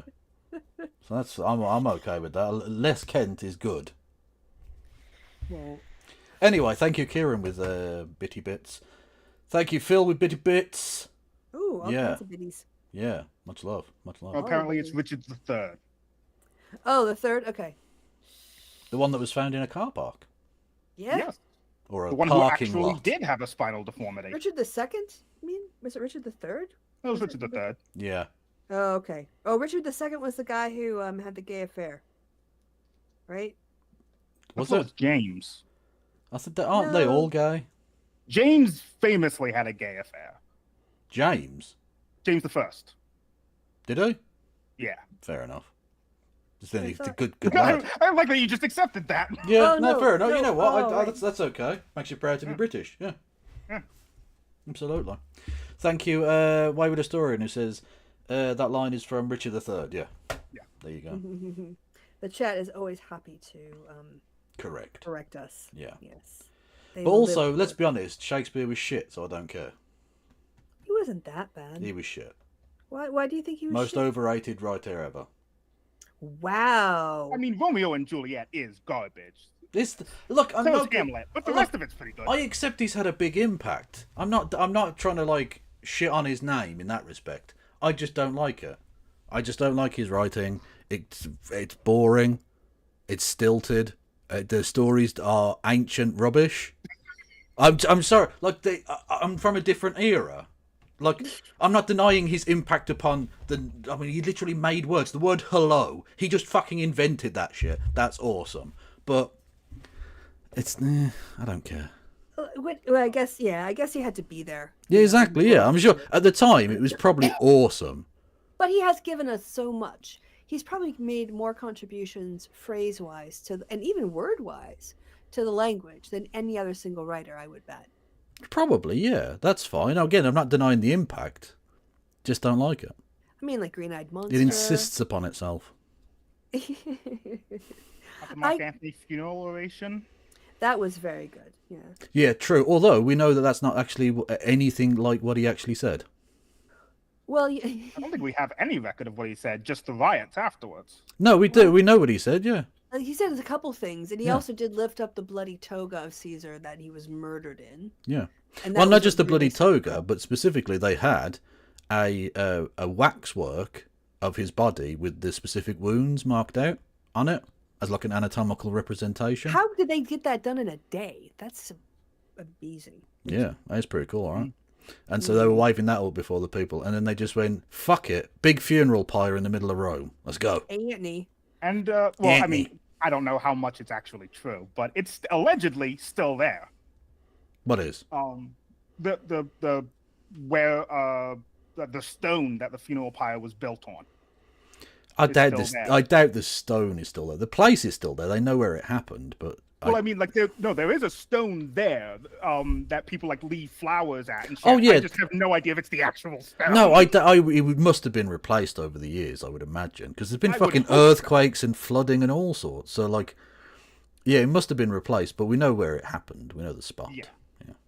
Also, I've been excoriated because James I was only James I in England. In Scotland, he was James IV. Yeah, you don't forget Scottish history. That's very important. True. I correct myself only out of respect to the Scots and not the royal family. True. I definitely find so I very much enjoyed Brennan's Henry V. But I also was like massively crushing on Kenneth Branagh at the time, so that probably skewed it. But I do feel that there are like I think that unfortunately the psychology of Shakespeare's characters sometimes gets hidden, or at least obscured by the language that we struggle to grasp. So that's what I mean. Yeah. Yeah, it takes me about 20 minutes, I'd say, of a Shakespeare production to tune my ear to Shakespeare in English. But I mean, come on, the Derek Jacobi Hamlet that has fucking Patrick Stewart playing Claudius and Derek Jacobi as Hamlet. I mean, they're sometimes great actors that you just enjoy their performance. Well, yeah, because they're Shakespearean actors. But like, I anything that needs accompanying pages of notes to explain what it means, it's just rubbish. I'm sorry, no. Interesting. Oh God, what is it? The guy who played Moriarty in the shit Sherlock version, Andrew. Oh, the Irish lad. Yeah. Yeah, Dave McGee. Yeah, he has actually on YouTube a version of Hamlet, and it's astonishing to me the difference between his performance and all the other sort of Royal Shakespeare Company cookie cutter actors, because they all deliver their lines like, I don't know, they're on coke or something. It's all spilling out because they are all on coke. Yeah. Yeah, and it's just Shakespearean English coming at you, like they're trying to get done, like they're trying to speed run Hamlet. Yeah. And when he delivers his lines, he does it very slowly and very thoughtfully and with pauses, and it makes such a difference in the comprehensibility of his dialogue compared to everybody else on stage. And it's ridiculous. You're thirsting after him as well. Well, obviously. I mean, who isn't? Yeah, no, he's a good-looking lad. Yeah. True. I'll see if I can drop that in the chat, because some people should at least check out and see what I mean. True. Will I get booed if I say I actually don't think Shakespearean English is that bad? It's not bad. It's just a little difficult to get through. It's different to the one I understand, and therefore it's bad to me. That's all it needs. Yeah. Yeah. That's just the way, because that's what English does. It changes. Andrew Scott. The people 500 years before him wouldn't have understood him, and the people 500 years after won't understand him. It's fine. That's how it goes. Yeah. All right. So I did find it. It's Hamlet 2018. It's 3 hours and 10 minutes long. That's too long. You're going to need at least one piss break. Settle in for that. Sorry, you have such a weak penis. That's not where urine is stored. Oh, I can Marcus, clench my urethra with the best of them. you are like coming bringing fire these days. But that's not the penis is not what fucking negotiates the needing for pisses. It's just the tube it goes through. That's not how it. The pee is not stored in the balls or penis. I'm just saying that now. Have you ever opened up a penis to check? Yes, I opened up all of the penises to check, and I found it. Yeah, I mean, honestly, it was a lot of penises. There are a lot of penises, to be fair. I think okay, I'm gonna have to do this on so many bug penises. Yeah, so many. I can do this one, Matt. No. Shakespeare was not drafted. It wasn't Francis Bacon. It wasn't anyone else. No, he was a real person. Yeah. And he's about where on the social ladder you would expect to find a good artist. Although I do like that Francis Bacon died because he was of the cold, basically flu, which he got. He was trying to essentially invent what we would now know as frozen food by sticking ice up a chicken's arse. Do you have a better idea? Well, at the time it was revolutionary. But it just meant he was just cold inside and still rotted, and then he died anyway. So it didn't work out. But you know what? That kind of spirit is what builds empires. I'm telling you. Yeah. We'll say use a nameless entity. There was a genuinely good argument a while ago that I quite liked. Unfortunately, it got debunked. That H.H. Holmes, America's first serial killer, was Jack the Ripper. Oh, okay. He was a trained doctor, and the Ripper murders started the year that Holmes was supposedly hung. And he was a known con man. So specifically he faked deaths for insurance purposes. Oh, okay. But didn't they find out it was basically that Canadian guy who escaped? What Canadian guy? The guy who they basically think was the Ripper. Oh, the Canadian doctor, physician. And, it's a bit suspicious that he had that medical training and he'd been found with pornographic material in his house and he seemed to hate women. And then the murder stopped when he went back to Canada. Yeah, very well. Yeah, I mean, it's circumstantial, sure. Would it stand up in court? No. Is it probably true? Yeah. Yeah. Unfortunately, the Holmes thing funnily enough, the theory was put forward by one of Holmes's descendants who was a cop. It was what he was just doing in his free time. But it was enough where they were able to justify exhuming Holmes's body, and they checked it and they went, nope, that is actually him. Nice. Yeah. Which would have been a lot of work because Holmes was buried under a slab of concrete. Yeah. Oh, another thing too, if I could say, having just seen Much Ado About Nothing in London, I also find it that people with American accents, when they speak Shakespearean English, it's also easier for me to understand. And I think there's, because of that kind of plummy sort of accent that they all bring to it. That doesn't sound like an English person, yes. Well, yeah, but it's another distancing from normal speak because most of us don't hear that accent. Right. Maybe if you turn on certain BBC programs, but do you guys? Would you like to see a little bit of Andrew Scott? I think his name is. Sure, real quick. I just want to dunk on Nodi Alba. Name any other Tudor writer. Christopher Marlowe. Yeah. Oh, okay. There you go. Another one who was one of the fake Shakespeares that wasn't Shakespeare. Yeah. All right. So, I mean, I guess this is, I think, a good example. Although there's more, it's not enough Andrew Scott in this scene. But anyway, here we go. How is it that the clouds still hang on you? Not so, my lord. I am too much in the sun. Good Hamlet, cast thy nighted colour off, and let thine eye look like a friend on Denmark. Do not forever with thy veiled lids seek for thy noble father in the dust. Thou knowest 'tis common, all that lives must die, passing through nature to eternity. Knowest? That's not a word. Knowest. Well, what it reminds me of is how in German, when you say ich habe, du hast, There's a like. Well, I it don't reminds say me that. more of German. Also, thee, thine, thine. It's very okay. Anyway, so Madam, it is common. If it be, why seems it so particular with thee? Seems, madam. Nay, it is. I know not seems. 'Tis not alone my inky cloak, good mother, nor customary suits of solemn black, nor windy suspiration of forced breath. No, nor the fruitful river in the eye, nor the dejected haviour in the visage, The together fuck is with all haviour? forms, moods, shapes of grief that can denote me truly. These indeed seem, for their actions that a man might play. But I have that within, which passeth show, these but the trappings and the suits of woe. It is sweet and commendable in your nature, Hamlet, to give that was a bar. Yeah. Little bars in there with the iambic pentameter. I think you're like, yeah. There's more in there. Anyway. these morning duties to your father, just but look, you must know Christy. your father lost a father. I'm just saying, That father I'm a better lost, writer than lost Shakespeare. his. And the survivor Fact. bound in filial obligation for some term to do obsequious sorrow, but to persevere in obstinate condolement is a course of impious stubbornness. It is unmanly grief. For what we know must be, and is as common as any the most vulgar thing to sense. Why should we, in our peevish opposition, take it to heart? Fie, it is a fault to heaven, a fault against the dead, a fault to nature, to reason most absurd, whose common theme is death of fathers, and who still hath cried from the first corpse till he that died today. This must be so. Rubbish. We pray you, throw to earth this unprevailing woe, and think of us as of a father.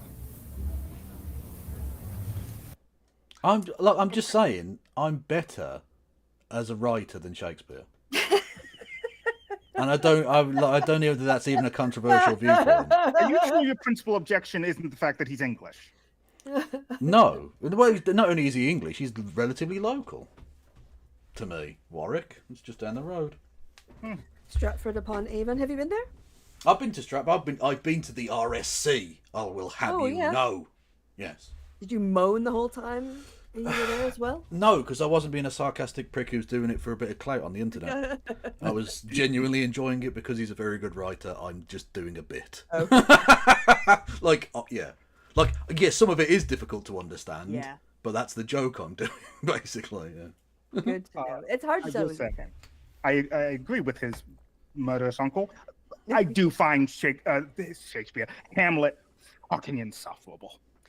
This is supposed to be a grown man who's going to rule a country, and he's just the whiniest prick in every room. Have you met monarchs? Like that's just what they do. Monarchs used to kill people, like on the You field can of kill battle. you can kill people by being a whiny prick. I recall. Elon's done it quite well. Yeah. I recall my 12th grade English teacher, Mr. Hauser, which is when we watched Hamlet, and he said that he talked to a friend of his who was a psychologist or psychiatrist, and he said that if his patient was Hamlet, and he came to him and he just lost his, father who he loved very much, and found out that his mother had married his dad's brother, he would put him on massive doses of antidepressants. Yes. Because of the trauma that he would have to process. So I think this is where Shakespeare's psychology gets, I think, a little bit lost in the language. If you think about, Hamlet as being sort of clinically depressed, then his erratic behavior becomes a little more, it makes more sense within the character, because he himself kind of has bouts of grief-driven insanity, almost. No, they didn't have depression. objection to Depression is Shakespeare- made up. It didn't invent it until 1972. Yeah, That's true. So what you, Marcus? My objection to Hamlet is not that like he doesn't make sense or like no, it's all cohesive as a story. It is Shakespeare. It makes sense. I just it's You kind don't of like like him. creating. Yeah, I just don't like him, and I don't like the story enough to put up with him. I think for me, the play always turns on that bit where Hamlet has a chance to kill Claudius. This is where it becomes the tragedy. Clap dibs.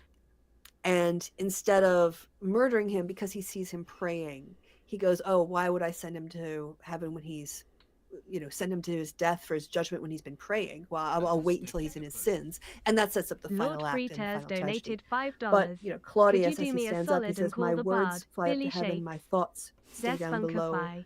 Words without thoughts never to heaven go." Yeah. And that irony of he could have actually fucking sorted it in that moment and avenged his father, but he lacked the balls. The thing about Billy Shakes is that the original pronunciation is nothing like the one you get from posh actors in the modern day. Yeah, it's more like a Bill Bailey accent. Yeah, basically, because that's how English West people Country. spoke. Yeah, it was I would love a production with Bill much Bailey. like it was a bit more like that, and and some of the jokes don't work when you pronounce them poshly. Mm-hmm. So like the word whore and hour were basically pronounced the same. So the joke about doing things for hours and hours doesn't make sense when you pronounce it whores and whores. Yeah. Because it gives the joke away, really. Yeah. But anyway, yes. Also, clearly the best line in Hamlet is "Get thee to a nunnery." Yes. I use it regularly in my day-to-day life. That's another thing. The insults. You get so many lady- great insults in Shakespeare. The lady doth protest too much. You foul, undigested lump. I think the lady doth protest too much is probably one of the more used. But I'm glad you order people to nunneries on a regular basis. Of course, yeah. So I think we've come to the end. Yeah, I think so. See, it's always good to have you on, Marcus. Did you have a good time? Well, yeah. Kidding me? I get to talk to a captive audience. It's my favorite thing. And we appreciate your expertise and your thoughts, and you haven't calmed me down, but you've given me insights and new perspectives that I didn't have before, which always makes my life better. Oh, I need to plug in my laptop. Yeah, we are getting to the end of the show. My laptop is just running out of battery. I've said this to you before. Unless you've won the lottery, no one talks to a lawyer for a good reason. This is a good reason. Yeah. Anyway, we are now going to exit pursued by a bear. That's a Shakespeare bit. You're very welcome. Yeah, nice. Yeah, everyone go and follow Marcus just in the street. Okay. Like wandering minstrel singing songs of his daring do. Or just say hello to him or whatever. Yeah. Are you on Blue Sky these days? I am, though I am very rarely on there because I refuse to leave Twitter. There's something about things repeatedly getting somehow worse that is fascinating. It's like watching a tarantula molt. It's like it's America in slow motion. America. Yeah. Hello, Freems. You join me at a very inauspicious moment because we're literally about to fucking finish. But everyone go and follow Freems doing things. Yeah, basically it's hot potato now. We're gonna get passed on to the next channel. Yeah, we're going over to James from the internet for a bit, and then go and say But hello had to you them. been here, you did an amazing show with our tamed, a professional lawyer who deigns to grace us with his presence from time to time. Hey, tamed. I don't use a collar and leash. Why not? Not on air. I was gonna say I do. Yeah. Okay. Insert cool Shakespeare quote that makes me seem very, very interesting and intelligent here. Yes. It's goodbye from me and goodbye from Marcus. Say goodbye, Marcus.